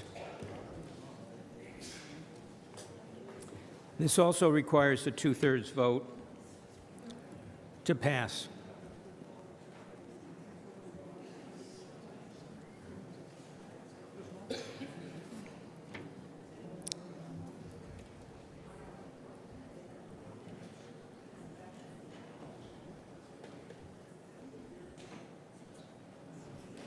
It's going to go down in flames.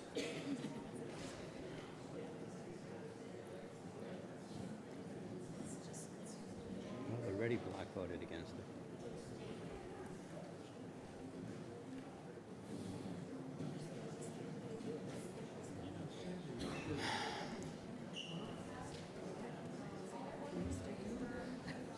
They've got to work on this.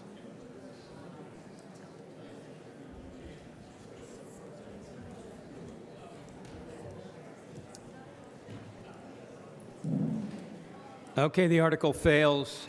22 in favor, 82 opposed, 2 abstentions, and we get to the final article of the warrant, Article 27.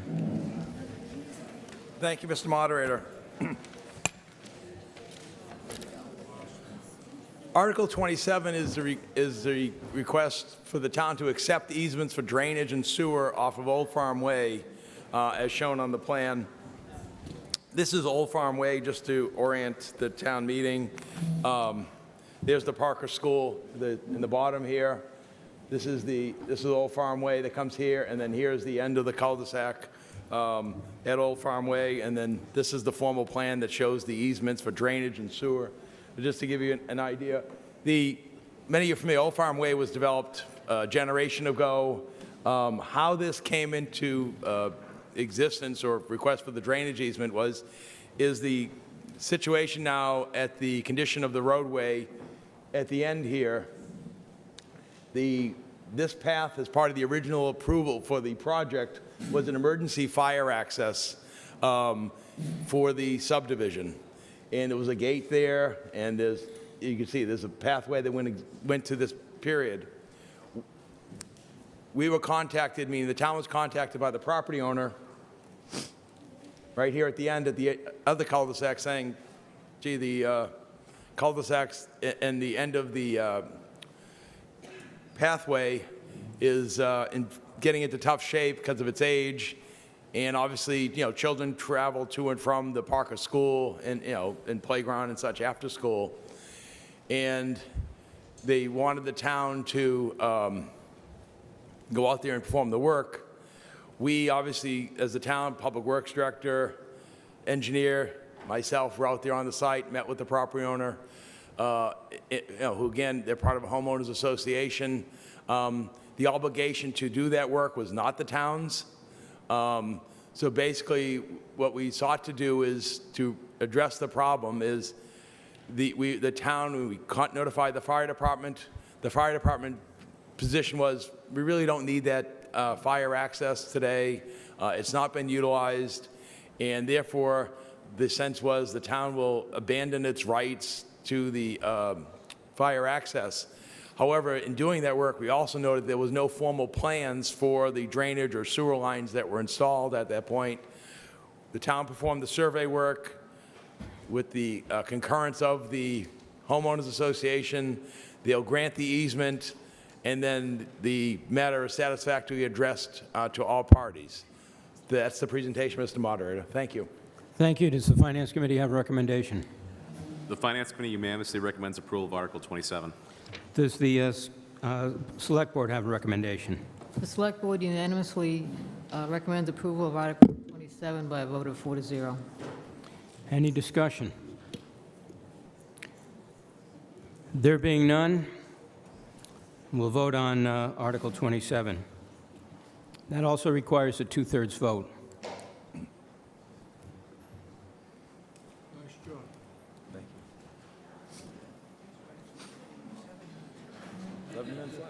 We don't come back on Monday.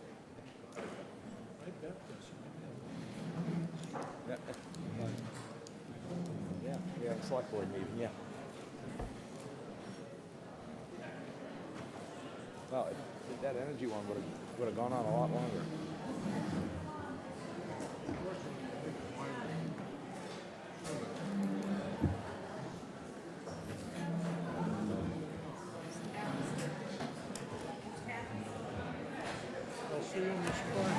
Yeah. The article passes. I'll entertain a motion to adjourn. All in favor? Thank you very much.